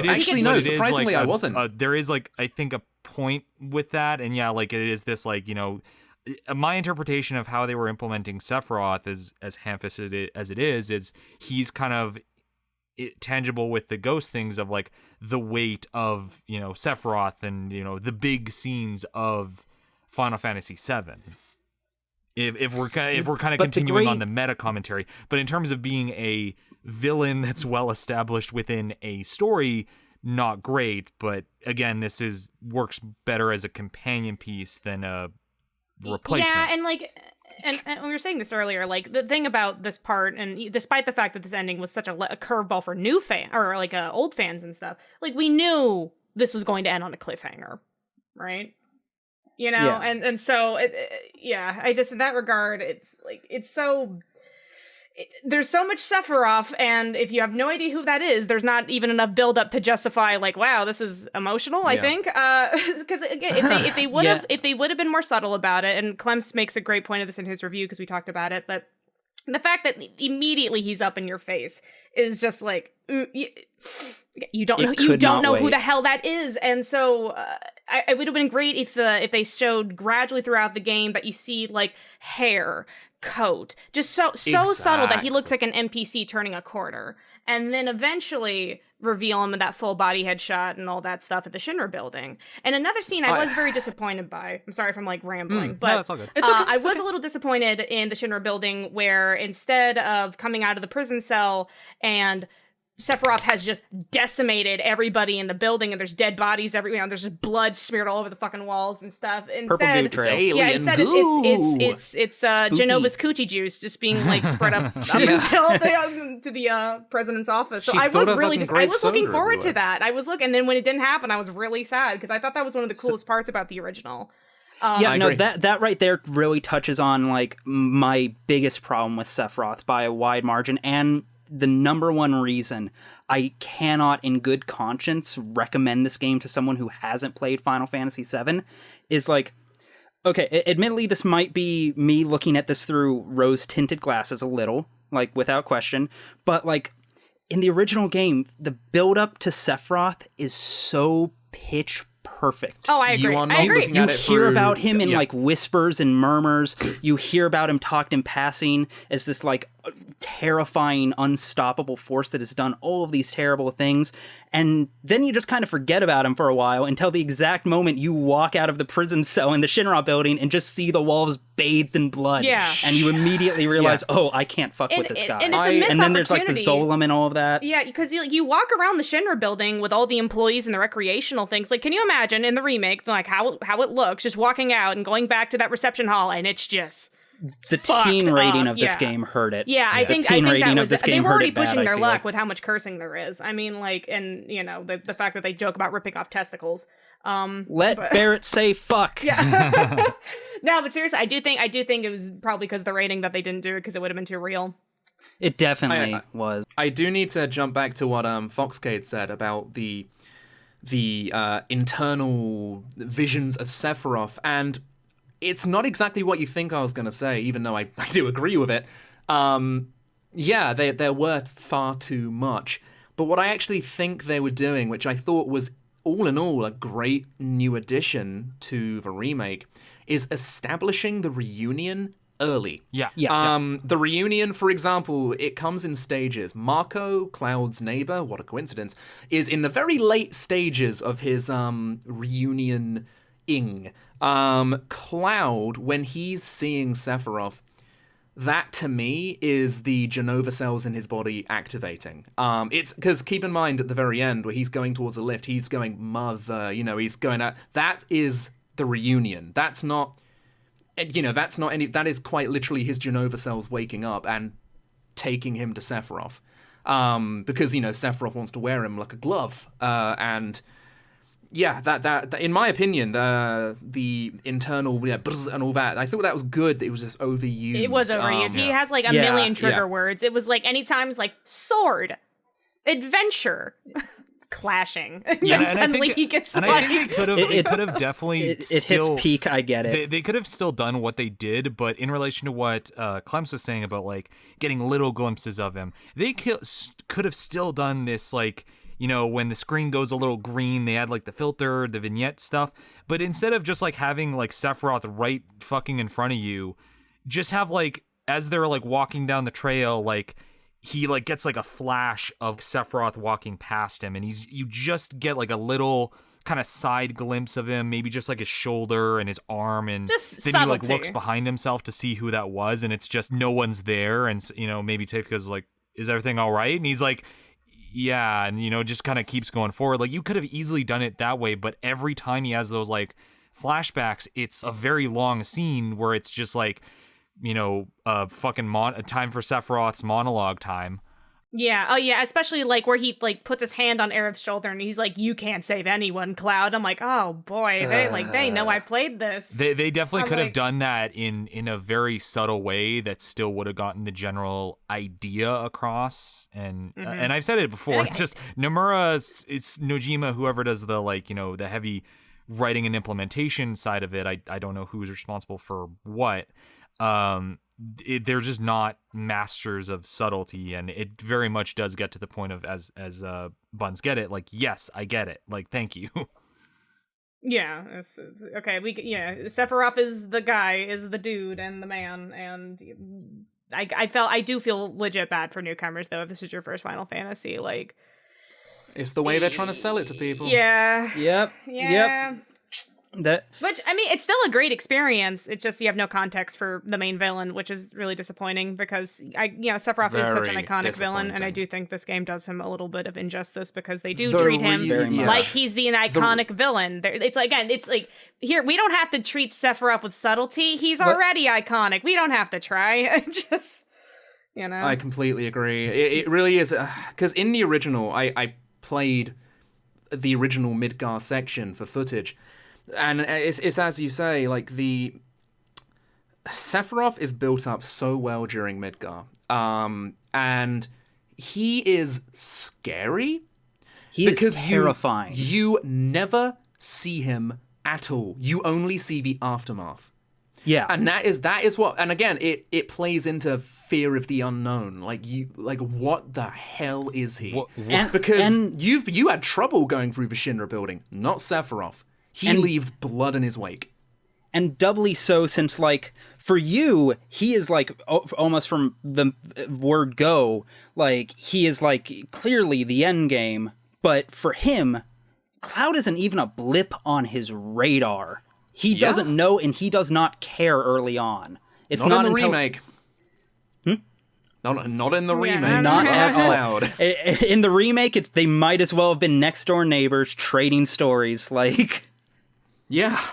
Like, old friends, like, it genuinely sometimes feels like Sephiroth and Cloud have more history together than Tifa and Cloud. But again, we don't does. entirely know because of the way they obfuscate it when it's actually like in world Sephiroth versus like this amalgamation of Wisps Sephiroth, you know?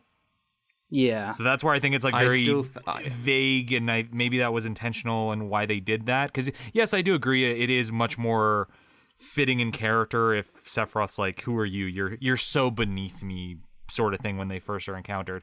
But we never really know when it actually is Sephiroth. And when it's like in Cloud's head. Yeah, Well, when it to is be fair- in Cloud's head and like visions of him, sort of deal.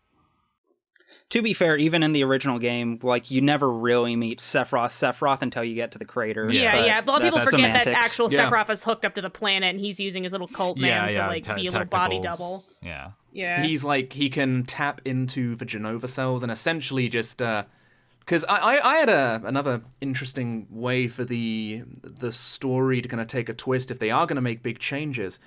I was thinking how interesting it would be, because in the original, it's Sephiroth who overcomes the will of Genova, and that's how he can move her arms around and like move all her body parts around and just make them versions of himself.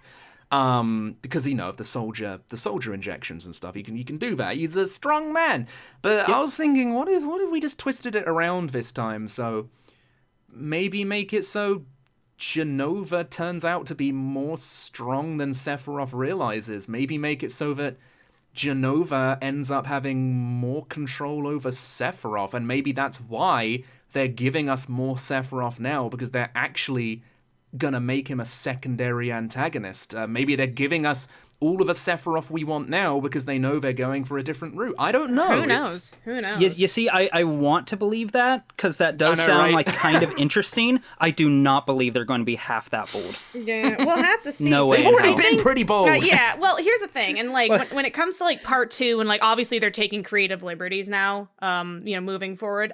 The one, like, it's nervous because like we don't know, change is scary, all that shit. We don't. They could fuck this up really bad, but for me, I have some peace of mind because up until that last fight, the game, minus the whispers, is incredibly faithful and true and seems to get a lot of like what makes this so appealing. So that's why I'm optimistic that moving forward, even if they take creative liberties, it will feel in universe, it will work. They'll have they're setting they have something in mind. They wouldn't have done this kind of ending if they didn't have some kind of grand plan in mind. And that's where I got to say, I really have to give them credit for what they're trying to do, again, you know, like ham-fistedness aside, because I really like the ending, but I think of us four, I have the least like very personal attachment to the series, so I was like pretty on board with it, and I was like, oh yeah, that's like a really neat thing to do. But I think it was really cool that like they still gave people all the scenes they wanted. Like they still did like and the more. Wall Market stuff. Yeah. They did, you know, the Tifa. They did the cloud drag sequence. They added in Hell House, which most people were certain wasn't going to get in the game because it would look. I was so sure that was goofy. going to be cut. That So- entire reveal. Oh, Great. And that's what I'm saying. It's like, it's almost them saying like, trust us, we'll take creative liberties, but it's all gonna be here. Exactly. You know? That's what I was getting Yeah. at. Like, it wasn't just them yeah, going, yeah. fuck you. It's like, no, we respect you. We're not doing this just to fuck you, but it is like a commentary on like, it is restrictive to make change and like feel confident about it. And that's why I really like that line Aerith has or Cloud asks her like, what's beyond this fucking magic Kingdom Hearts portal? And she goes, it is a great line.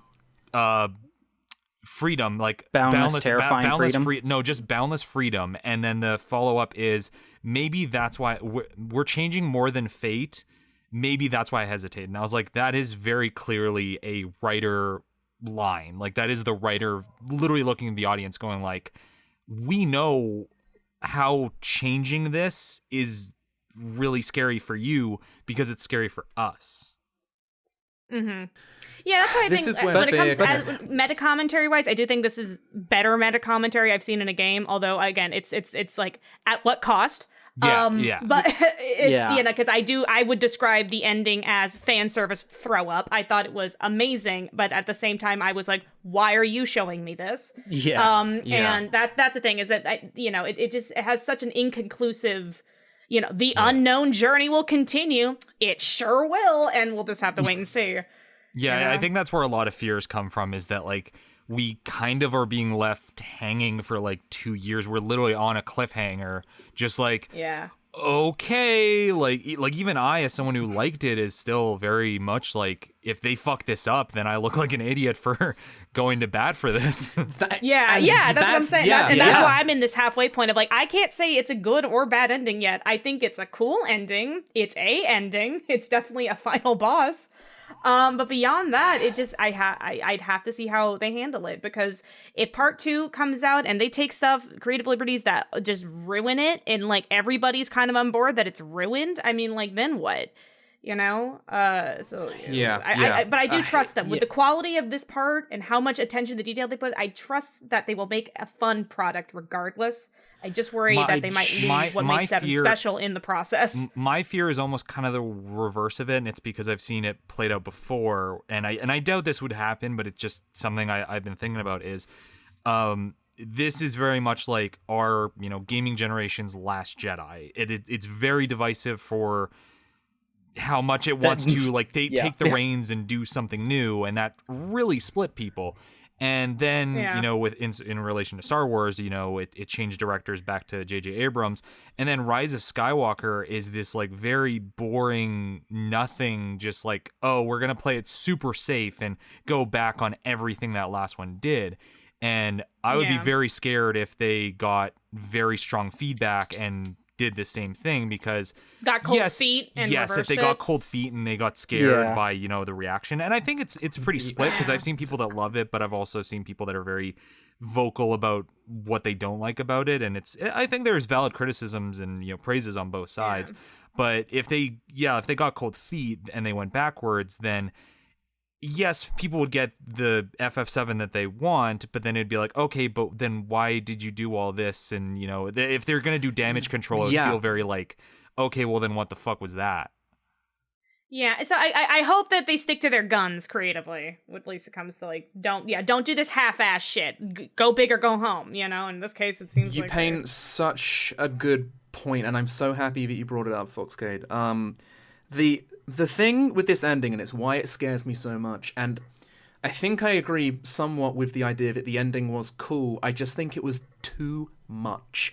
It was indulgent. Yes. The way Shark I quote Mike Stacklasa. I wanted to cover my eyes and close my ears. Like, it was just too much. It was it was all too much, and I think they could have been much more subtle with it. I think they could have toned it down and still delivered the same message without having this bombastic, huge ending. And because now I feel like we've got to tone things back down for part 2, where we've got to fight a big snake in a swamp, and I'm like, we've just beaten Satan. Yeah, I was about to say, like, the Sephiroth fight, I think, is like, that's okay, I can work with that, but the fact that, like, this one, just a complaint in general, though, and again, you can apply this to the end, is the suspension of disbelief in this game is out. Oh, yeah. Like, it's astronomically high. Like, stuff like, characters can jump 30 feet in the air until they can't. Characters can split trains in half until they can't. Certain dungeons are like, well, like, the fucking... Tifa has to go through a goddamn obstacle course to get into a top of a kiosk that she could have just been bumped up to with, like, someone just throwing her up there. Like...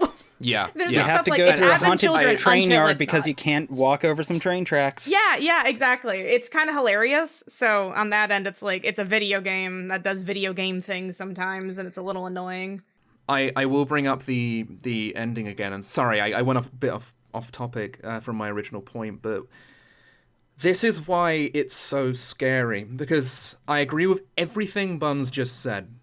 Everything up until the ending was pretty damn great. A few hiccups here or there, inconsistencies of whispers, sure. But they've now written themselves into a very awkward position. There, in my opinion, are 2 bad routes and 1 good route. You can either go in one route, which is essentially paying off the big ending in a satisfying way, giving us a part 2 that complements the ending to part 1 and even justifies it. But then they go down a route where if they're going to be changing too much, they run the risk of writing a story which is worse than Final Fantasy VII. Then, on the flip side, if they change too little, then the ending to part 1 is kind of pointless, really. So there's one route, really, where it's like, right, we've got to nail this, or we end up splitting off into 2 quite iffy paths. And that's why it's so scary, because we don't know. Yeah, this is also why it's so hard to talk about, is because, like, you look at it within the context of its own game, and you ask, like, okay, what is this supposed to add? What's the point of this? What are we doing with these changes, with these themes? And the answer is setting up a game later. Part 2. See you later. To be continued. Yeah. Yeah, and, like, as a result, like, maybe this is, like, the most genius, brilliant meta plot point ever penned in any piece of media ever. Maybe it's a complete disaster. We'll find out in 2025, maybe. It's terrifying. In a perfect world, I don't know. Here's the deal. We still don't even know how many parts there are going to be. We don't know. We don't know if there's going to be 2, 3, 5. But yeah, we don't know. And so what I'm hoping is, in a perfect world, it's 3 parts. It's a perfect little trilogy, and whatever the fuck they do with part 2 and 3 and all that, it comes full circle. They make changes. It works in universe. They add alternative endings, and the original's still in there somewhere, and do all the, it's like the magnum opus of, like, Square Enix. And that's what I'm hoping for, is that they have this planned out well enough to where that's what they're aiming for. Because they really put their all into this title. To say that they didn't try, that they weren't trying to be ambitious, is, like, tone deaf to just, like, how spectacular this game is, and, like, compared to, like, other Final Fantasies. This takes some serious swings for the fences. Yeah, it's pretty impressive. So again, I trust them. Because if part 2 is anything like part 1 quality-wise, even if it is, like, complete poo-poo diarrhea fan fiction, it's still going to be fun. I want to remain optimistic, but at the same time, we now live in a post-Rise of the Skywalker world, a post-Game of Thrones world.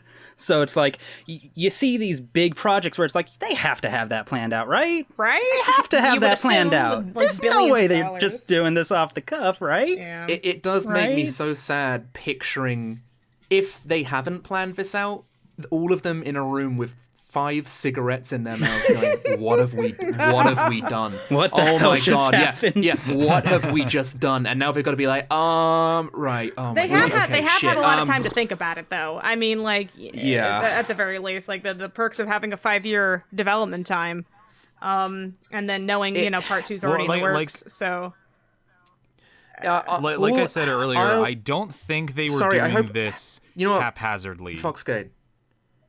Yeah. Is it okay maybe just to do like a round table, essentially going what everybody would want out of a part 2? Yes, that'd be fantastic.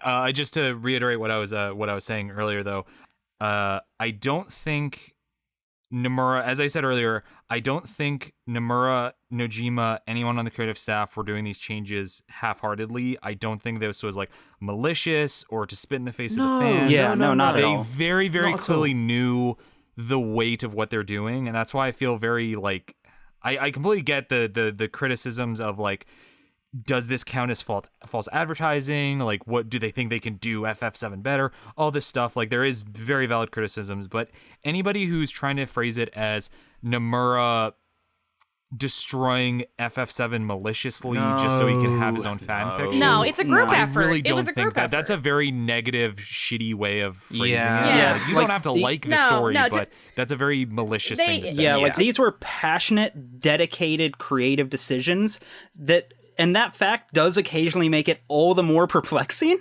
but like it's not an asspull. It's not lazy writing at all. It's clearly them trying to say and do something very pointedly. Yeah, and it's not someone just taking like a power grab and be like, I'm just gonna throw in my fan service ending because I wanna.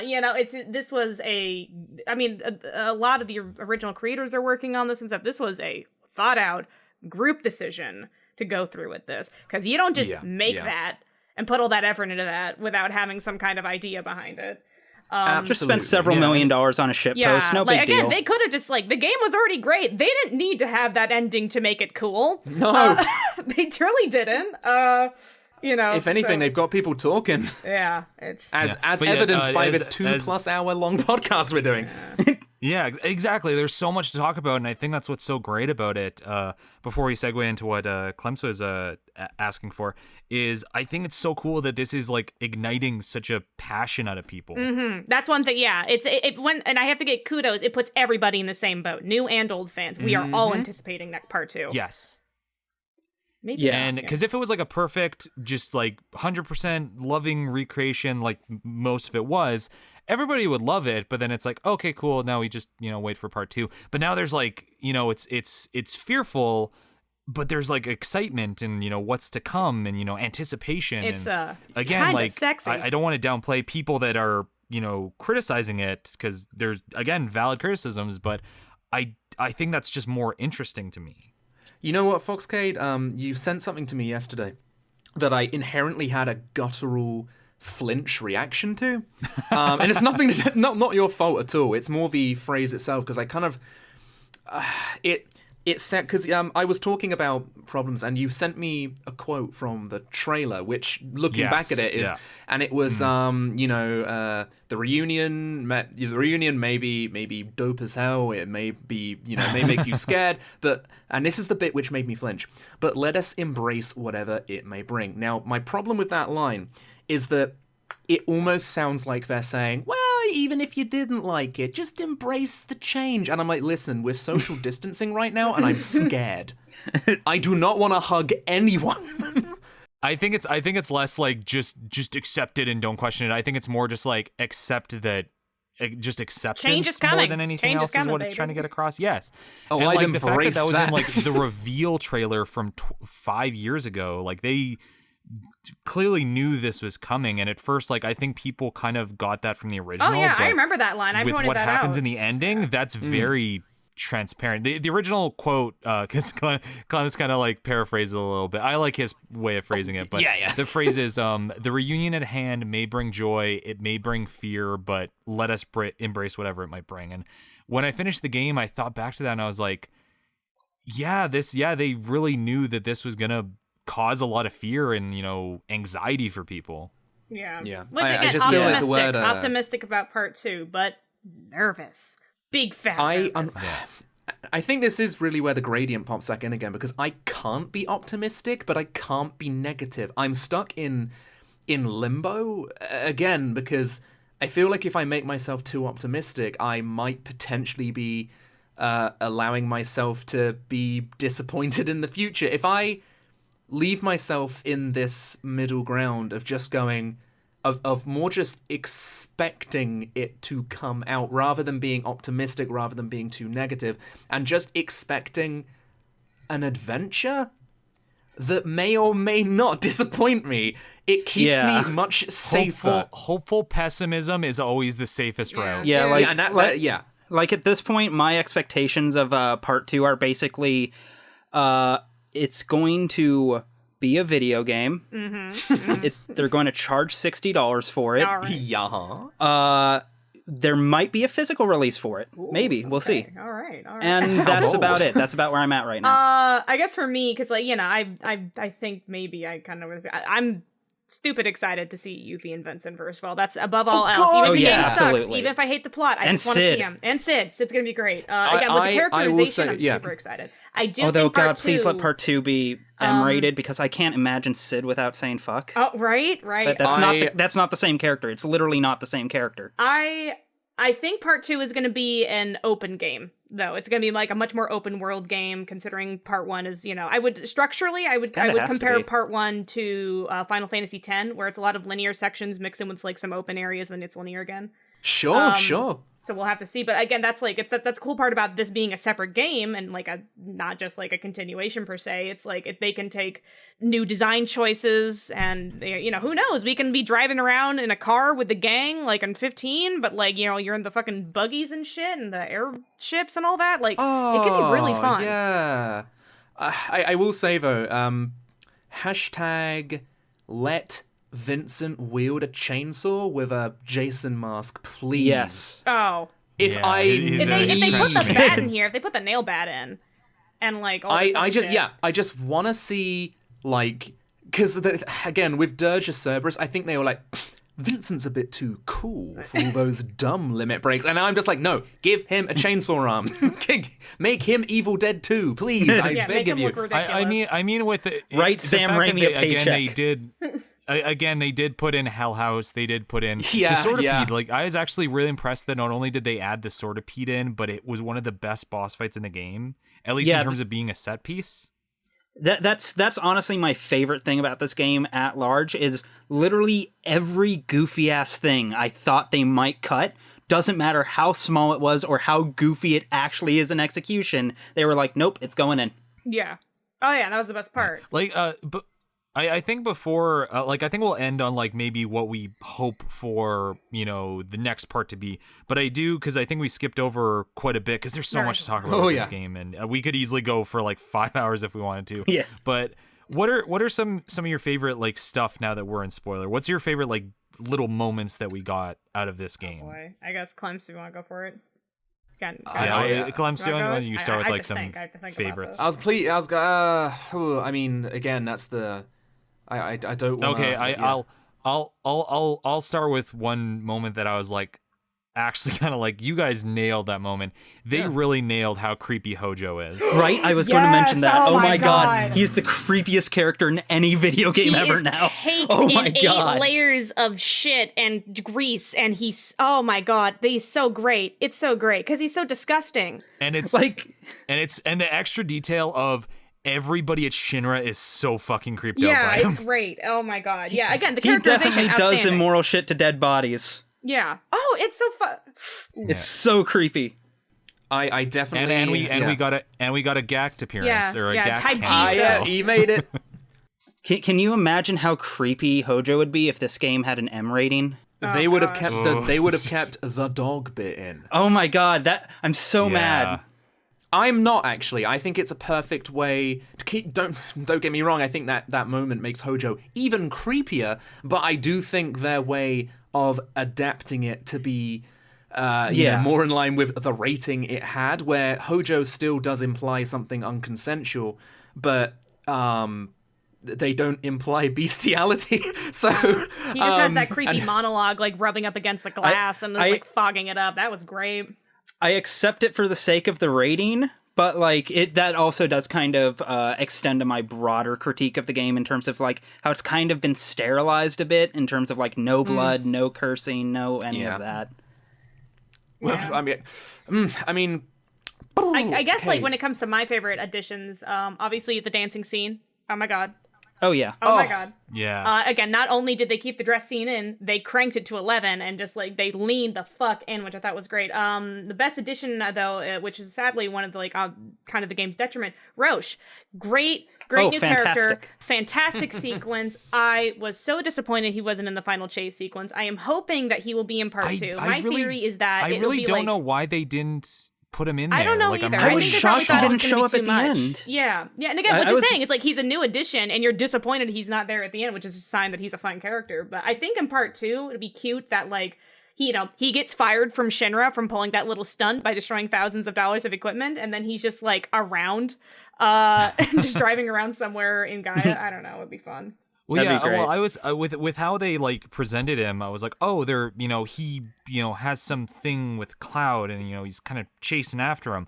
I was certain with like just general story structure, it'd be like, okay, you have your first appearance with him, then maybe he comes up somewhere. You have another encounter with him somewhere. And then the third and final one is the final chase sequence, and that leaves the door open to, he loses track of you, you escape and he him. could have helped you with the mech at the I'll last get you second. next game. Yeah, something like And it that. leaves Yeah, the it was door open disappointing to- he didn't show up. But it's just like it's like almost like a glorified cameo appearance for how much he's brought in, and it's very odd because everybody seems to really dig him more or less. Yeah, I do love that he's basically just evil Dante. Yeah. Yeah. I kind of describe him as Demix's like crackhead older brother that like had a motorcycle and like just goes off the fucking wall. Who really wants to he's make out with his bike? Yeah, He feels very Nomura. That's the most Nomura character in that in game. a hot minute. Yeah, but he's great, and again, it's very disappointing he's not there at the end because I think he's one of the better additions. And he would have slotted in so Yeah. perfectly. Like that scene was Yeah. made for him. I'm just trying to Honestly, think.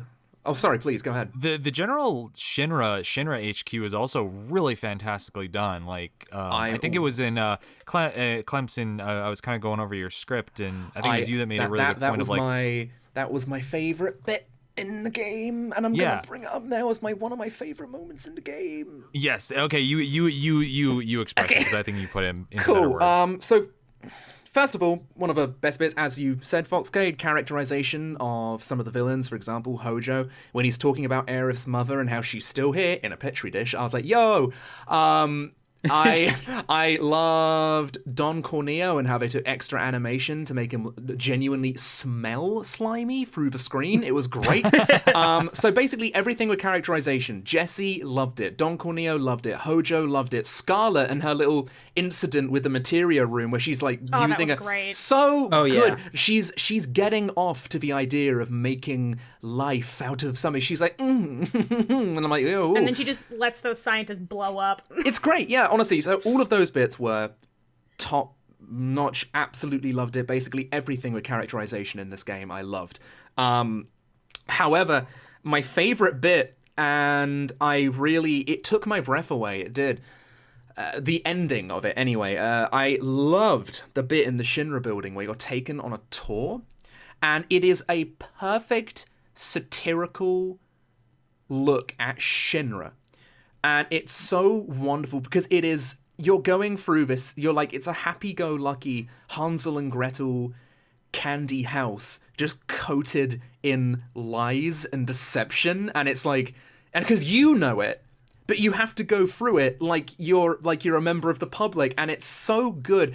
And then it ends, and I've wanted to see this since I was a little kid, hearing about Cetra civilization, and we get to see it, and it is. I actually went like, like when it happened, my breath was like it went, and I was like, oh my god, because Cetra civilization is pretty much like Final Fantasy IV. It has like airships, like old Final Fantasy airships. Everything looks like it should be in Final Fantasy 1. It's so gorgeous, and just seeing them weave materia and everything, and then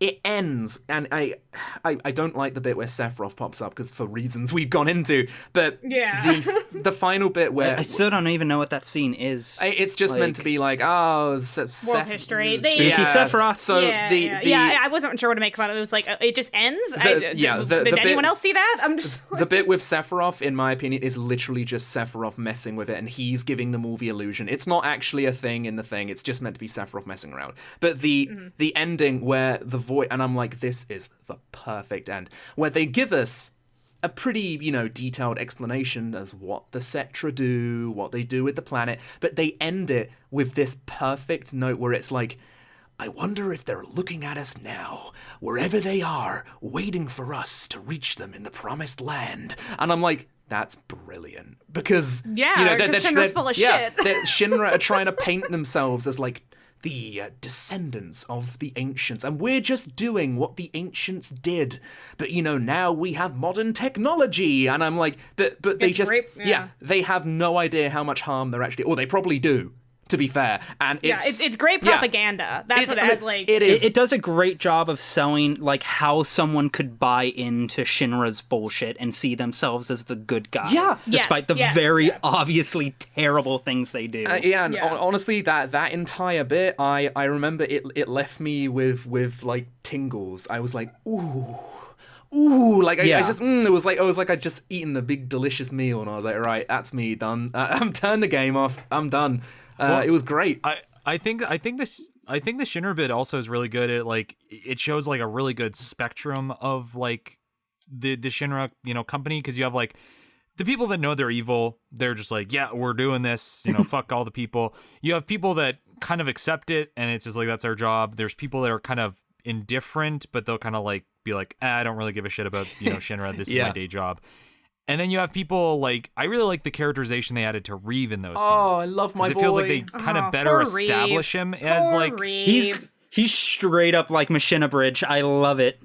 He pretty much, and he really is like the whipping boy of Shinra, and I love it. And that's one thing actually. So speaking, I'm being a bit cheeky here, but speaking as a new player, who was that cat? Yeah, I'm about to say. They showed Kate Sif for some fun. I saw that too. I was like, why is Kate Sif? He appears to punch the ground and he never appears again. Imagine a new player with no context, and then they finish the game and they go to bed, they wake up, they have their breakfast, and halfway through eating their Cheerios, they go, who's the cat?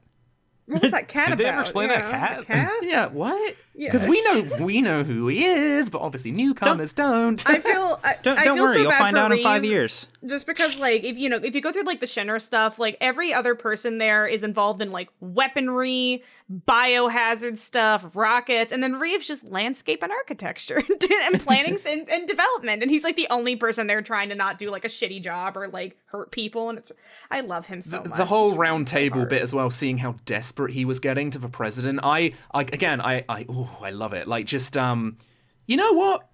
People, even in the remake, honestly, in the original, people really did bat Reeve aside, because a lot of people, it's Kate Sith who's the main character, but no, it's Reeve all along. And even in the remake, I rarely see people talking about Reeve. More than anything, they're probably going, Kate Sith, but but really, he's there he is. But they're actually doing a great job in this at giving Reeve motivation very early on. I mean, they did in the original, but you barely get to see him.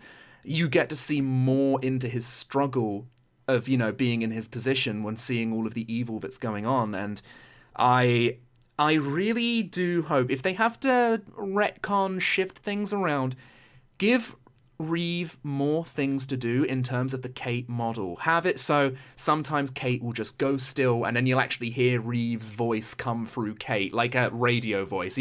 Have Reeve become interconnected with Kate Sif rather than... Yeah, because I always fucking forget that shit. Have Reeve become Mog.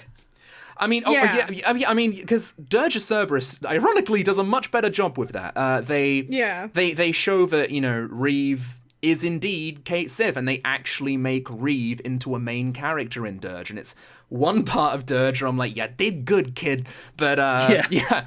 And so I hope they carry that forward into, you know, new parts, maybe having it so before we see Kate Sith properly, we have Reeve sitting down in a virtual reality room like how Shulk does it, and he puts on the VR goggles, and then we hard cut into his view in the Golden Saucer. Yeah, no, that would be really cool. Yeah. I definitely think they should do something a bit more to communicate that A, this is Reeve, B, he's actually like invested in this and like really cares how this turns out, and C, kind of how he does it. You know, it's a relatively minor thing, all things considered, but like I want to see that. You know, Right. I love that lore dump. Yeah. For sure. Also, in relation to the adding in more characterization to someone that's kind of just very dismissed in terms of like the Shinra stuff, I don't know about you guys, I really love that they took the mayor, who is like a nothing Right? character in the original. They mentioned that the mayor is like a fucking figurehead at best. Like he Shinra's runs the thing, but he just kind of is there to be the face for Shinra like, runs it, the people. but Domino's the and best. then in this one, they really amp that up, where it's like he literally says it's like, I'm a glorified librarian. Like they dumped me in this fucking closet in like a back room. I totally Like, how forgot am I he was a an fucking original mayor? NPC too, because I was like, was this guy in the original? I had to look it up. I'm like, oh my god, he is, Yeah. and I'm like, this is a cute. And I cool way love of doing that, it. and the fact he's so fucking resentful of that, like that's so great. Speaking That's of very which, cute. one part of that, And also it explains how they can just waltz into the Shinra building without security just going off, Yeah, which no, was it's really good. funny. So it's just like, yeah, it was good. Good plot hole patching. one part I really enjoyed, because before I always knew there were Final Fantasy VII novels. I know that they expanded the lore a little bit after that. Like, there was one which was based in between Final Fantasy VII and Advent Children around the Turks. And Oh yeah. I had to do a bit of research afterwards. Turns out a lot of the new characters are already established in the novels, like Leslie. Yeah, Leslie. Who was a great character. And Kyrie. Yeah, Leslie was a main character in it was a novella, short story. I don't know if it was a long story, honestly. It's something about like the kids are all right or something like that. I'm paraphrasing massively about the title, but yeah, Leslie was a character in that book, and he helps the Turks. And what's great about this remake is that they can take all of these characters from all bits of Final Fantasy VII mythos, and they can put them into the game to fill up moments to extend it to be full length, you know. And I think that's it was a clever idea to take characters from the novels. Like, I think there's a news reporter girl called Kyrie, and she is also from the novels. Yeah. And so I thought that was kind of it really does show, unironically, that the people making this game really do have an investment in Final Fantasy VII, that they've dug into the novels. That to me is proof enough that yes, these people are passionate about 7. As I said, you know, it's like I just worry that they may. Well, I've already said it, but I'm really fuck it looking up. forward to when They're burdened by the weight of it. yeah. It's like, Yeah. you know, I will say, Leslie, I do have to interject. I think Leslie, if we're going to talk about like little minor plot hole fixes, I think Leslie has one of the best, where it establishes that he actually kind of wants you to fuck up Corneo, yeah, but he can't be too obvious about it. So when he sees Cloud, he's like, or sees Cloud in the dress, it's like, I've seen you before, dude. Like, Yeah. his reaction is like, really? And it's like, yeah, in the original, it's like, I don't, like, yeah, Cloud, you know, looks, you know, a little feminine in ways, and that you can dress that up, but it's like, the hair. the doorman wouldn't notice the very similar person that was trying to get in that's come back like an hour be later. fair, Yeah, That and it looks now in a dress. Like, I can't The really see them. pointiest hair in the not- world. Yeah, with a pointy blonde hair that's really recognizable. And in this one, it's like, yeah, he kind of knows you're there to fuck his shit up, but like he can't be too obvious, so he kind of lets it slide because Corneo's not gonna. But I mean, and then he brings you your gear and your clothes back and stuff. I mean, like, you know, it comes full circle really well. It's funny because Leslie notices, but Tifa doesn't. Very weird. Yeah, Tifa took her a second. Yeah. It's like, I'll just say it was the gas. I don't know. I do like, even though that moment I'm like, oh my god, I have to bring up there was a moment unintentionally where I burst out laughing because of how stupid it was. But in a way, I kind of love it for that because it's so dumb. But I do like the fact that even though it was silly, that it does bring us the line where Tifa's like Cloud and is like, nailed it. I know. Moving on. Yeah. Again, it's great characterization. The bit which made me just, oh my god, I lost it. I when I realized what was happening, because I was like, no. It's when they're breaking into the Shinra building on top of the truck. Oh yeah. Did the fucking Shinra guys can't see above the truck. They're fucking. But the other thing as well is that they're going down a slope. Yeah, you can see them sitting. Dude, can they not look up? I thought it was funny because it was just like it's just kind of fancy ass like military equipment at its finest, where it's like it's a $500 helmet with 3 eyes, but they have no fucking peripheral and they can't see above them. Well, they look really under the truck, but it's the kind of thing where even at the distance they were standing, your peripheral vision would let you see all of them, and I'm like, this is silly. And then they get caught anyway, which is funny. He gets fucking sat on. It was so dumb, but again, like I kind of like it because it gave me such a laugh. Yeah, well, I think, it's really good. And just like a general thing for me though, when it comes to just the pacing of the cutscenes and how this is done, this is like a 40-hour movie. There was never a cutscene, like main cutscene, that I was like, wow, this is like bland, or like not fun shot. It's like, it just, I don't know, this is how seamless it was between cutscene gameplay and just how fluid everything was, and just the pacing of it and how the camera always pulled back to show you shit. It has camera really work in strong this is cinematography. outstanding. Yeah, like God of War wishes it looked this good. You know what I'm saying? Like it just I almost gave them a standing ovation when they do like that fastball special with Tifa and Barrett. Mm-hmm. Like, that was such a smoothly transitioned action shot. Yeah. It's just, like, God bless Nomura. There's one thing, like, I know people, like, always blame, like, either praise him for everything or blame him for everything. The one thing I know he has, that he had his thumb on the entire time was how this game looked and how it was shot and how it flowed. Because, you know, the man knows how to direct action. I think this game is a testament to that now. It just, like... Yeah.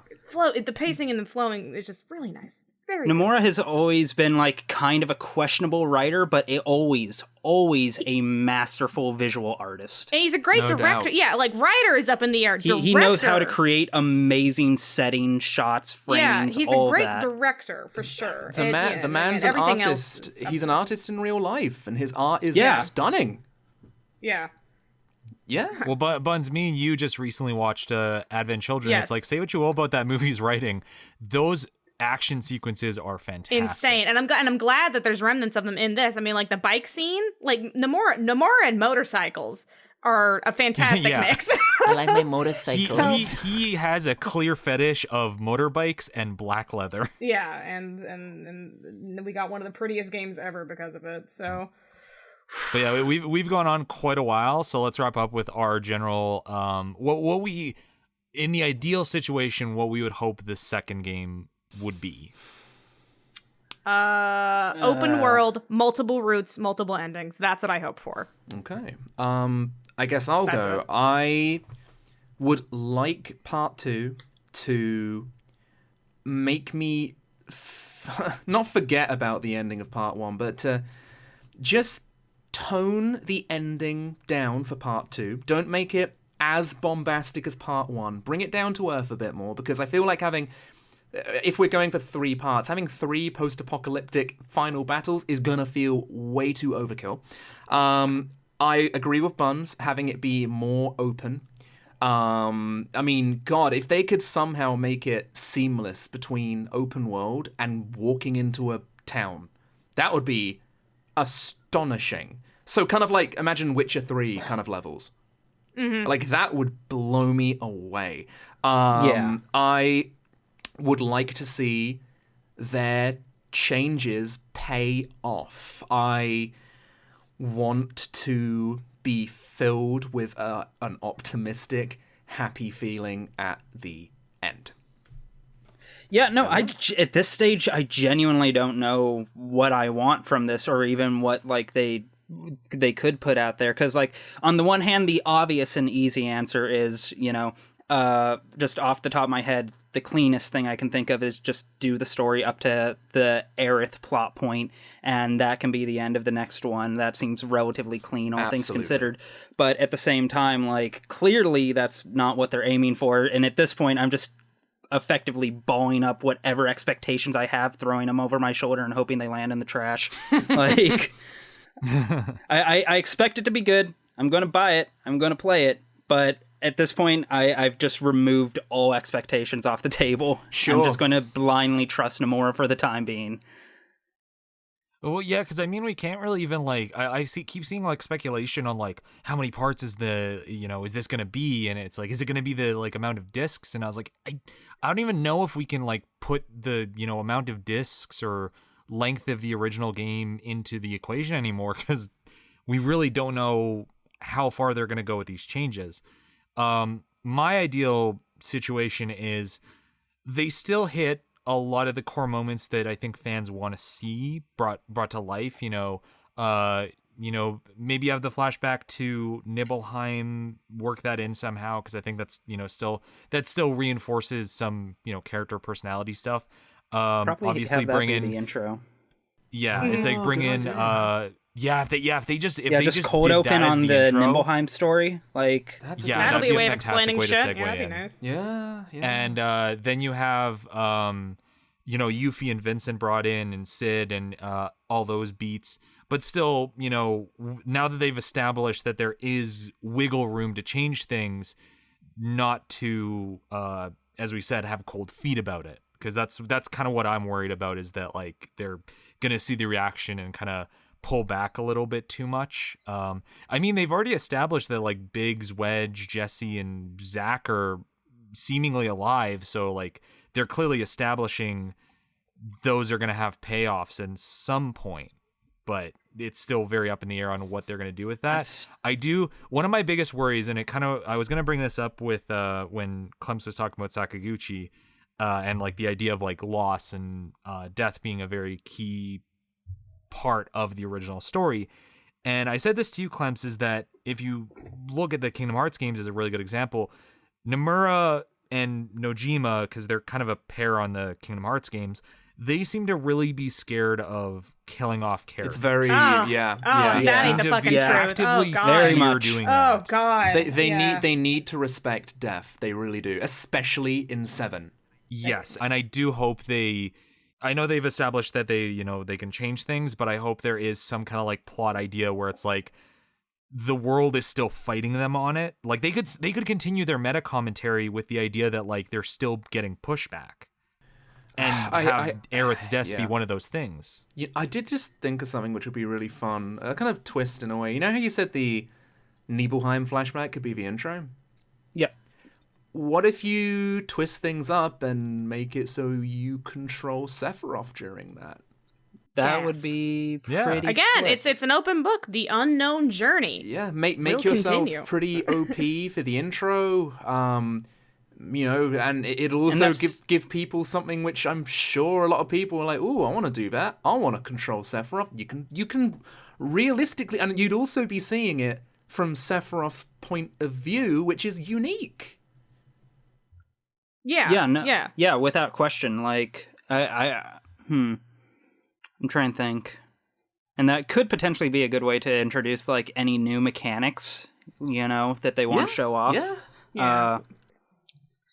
But we'll see. And also, We'll like, have the to see. Nibelheim stuff could, like, establish, like, maybe segue into implying what happened to Zack, because in this timeline, it's implied that he, survived that. Whatever the hell that shit means. I I sincerely think both- don't know how that can be true. I sincerely don't know. Me and It's Buns, so I think both confusing me to and me. Buns I are- yelled at my yeah. TV. I was like, literally, I wasn't even sad. I was like, why? I'm still assuming it's just a flashback until it's proven more concretely. I Because absolutely... that literally destroys the entire plot. See, if he's still alive. I know for a fact... Wait, sorry. Let me in case my fact is wrong. Allegedly, alleged my fact, alleged fact, which is absolutely true, apart from it isn't. So it really is different timelines, because once you defeat the Whispers, you notice that the Whispers that were pushing Zack back are now gone. You then see a previously established character, Stamp, the propaganda puppy. And he has been established for a long time as being a mascot, and they have actually, they did establish this very early. Stamp has been a mascot since the Wu-Tai War. Keep in mind that Zack, at this point, the Wu-Tai War is over. The crisp packet flies in front of the screen, and Stamp is a different breed of dog, implying that timeline is different.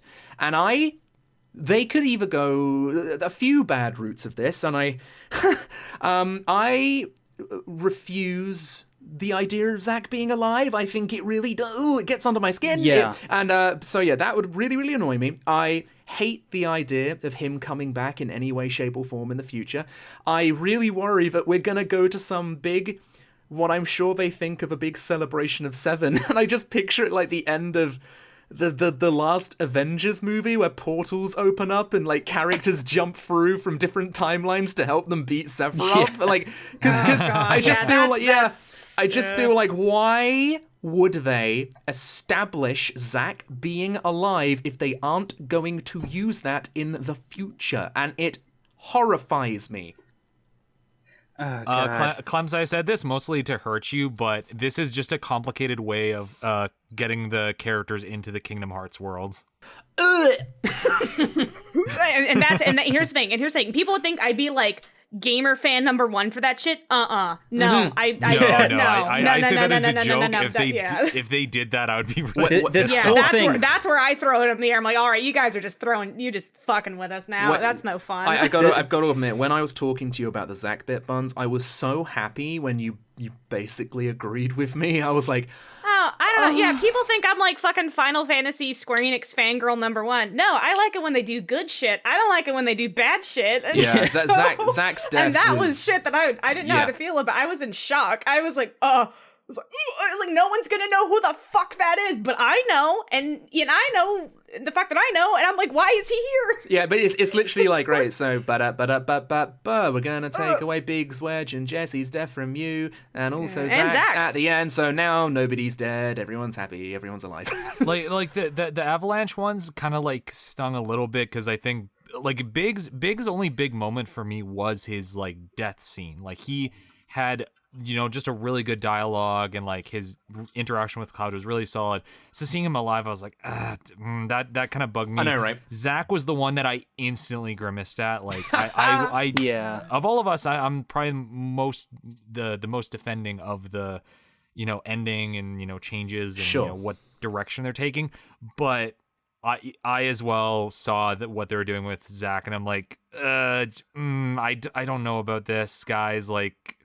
Because, like, Zack's death is a sacred scene for a lot of people. Same as especially Aerith. Anybody who played Crisis Core. Yeah. Oh, yeah, that shit hit different. So, what if they're establishing this other timeline? I mean, again, I'm trying to think of ways they could... I'm saying this, and I'm getting, like, progressively closer to sleeping.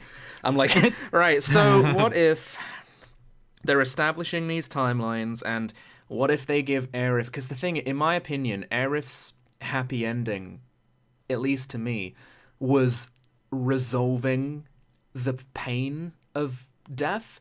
Aerith's death was the only death in the game which finally had a happy ending, because she saved everyone, and I thought that was beautiful.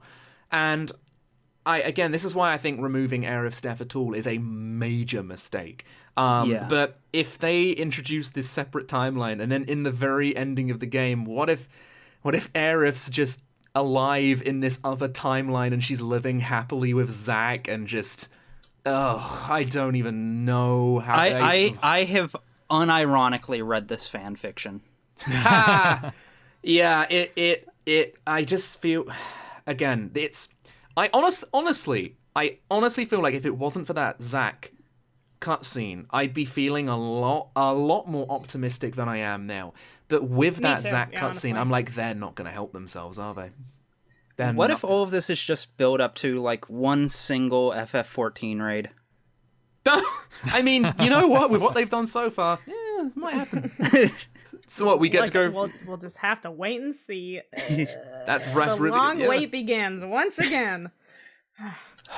You know, I am gonna look forward to the Square Enix Sting giving me like PTSD again, though. I miss that. God, their trailers do hit different, and their trailers show way too fucking much too. Anyone listening to this, by the way, heads up: never, ever, ever watch a final trailer from Square Enix ever.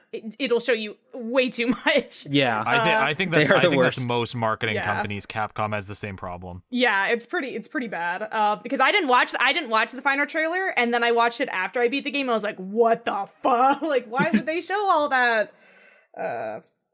Yeah, don't do it. Save yourself the headache. But yeah. On that note, I think we can wrap up here because we've gone on very, very long. Oh, yeah. We had a lot of emotions too. This has been an emotional roller coaster, I think, for some of us. Yeah, much to talk about. I thank you all for appearing, especially Clemps. I know it's getting late on your end because you're across the pond. Oh my god, it's 10 past 1 in the morning. Exactly. So it's been fantastic talking to you all, and why don't you guys all pimp out your stuff before you close out, and I'll start it again with Ryan. All right. I'm Ryan Seals. I run a channel called Codex Entry. Once again, you can find that by searching Codex Entry. It's a really complicated process, but I trust you. All right, Buns. Oh yeah, okay, yeah. I'm Super Butter Buns. When I upload, and I yell a lot about stuff that I like, and I try to be funny, and sometimes it works, and sometimes it doesn't. But subscribe anyway. That's a mood. Video games. I think you're very consistently funny. So. Thank you. That's allegedly. And Clemps. Yeah, you can find me, just search up Clemps or Mr. Clemps. I also stream on Twitch at Clemps Twitch, all one word. Yeah, thank you so much for having me on. Despite all of my many grievances, I have a lot of fun talking about this. So yeah, thank you very much for the opportunity. Yeah, the FF7 discussions have been very fun within certain parameters. It's just as soon as you get into the wild landscape of like Twitter and like online discourse, then it becomes very not fun. Oh yeah. Well, yeah. Online discourse. Talking to people in DMs and in this context, even people that I disagree with, it's still very interesting to hear people's thoughts and feelings on what's going on in their heads. Are you trying to tell me that it's been very fun. People can have different opinions and not hate each other? Bullshit. I know it's a radical new concept. Yeah, I'm trying. no. I hope it sticks. It's I'm getting a lot of harsh. I'm going to need some Unfucking scientific heard research us. backing that up. So we're all still friends, right? Even though we share different opinions. No, are you kidding me? Have you ever been on the internet? Yeah. Oh my god. No, this is a If battle we're not royale. 1 for 1, All of it's us die over. right now. Sorry, Clemps. I was gonna say this is actually like a contest of wills, and whoever has the weakest ideas gets taken out back. Defensive alliance. No, guys, remember, it's all good or it's all bad. Remember? Yes. That's how it's supposed to go, right? It's black or white. Nuances for cowards. Yeah. Okay, enough like sub responding to Twitter people. Thanks for everybody still listening. I know we went on very long, but I very much appreciate anybody who took the time and very much check out everybody else's content. I know very likely all of us are going to make some type of video response to FF7 where we can really crystallize our thoughts on stuff. Mm-hmm. The only one who I haven't actually seen writing a script is Codex, but I'm sure he is. I've got thoughts. Yeah, we have thoughts that we will have to express. So you can look forward to all of those later on. But for now, see you guys probably in a part 2. All right. Peace. But yeah, see you guys around. Bye, guys. Bye-bye. Later.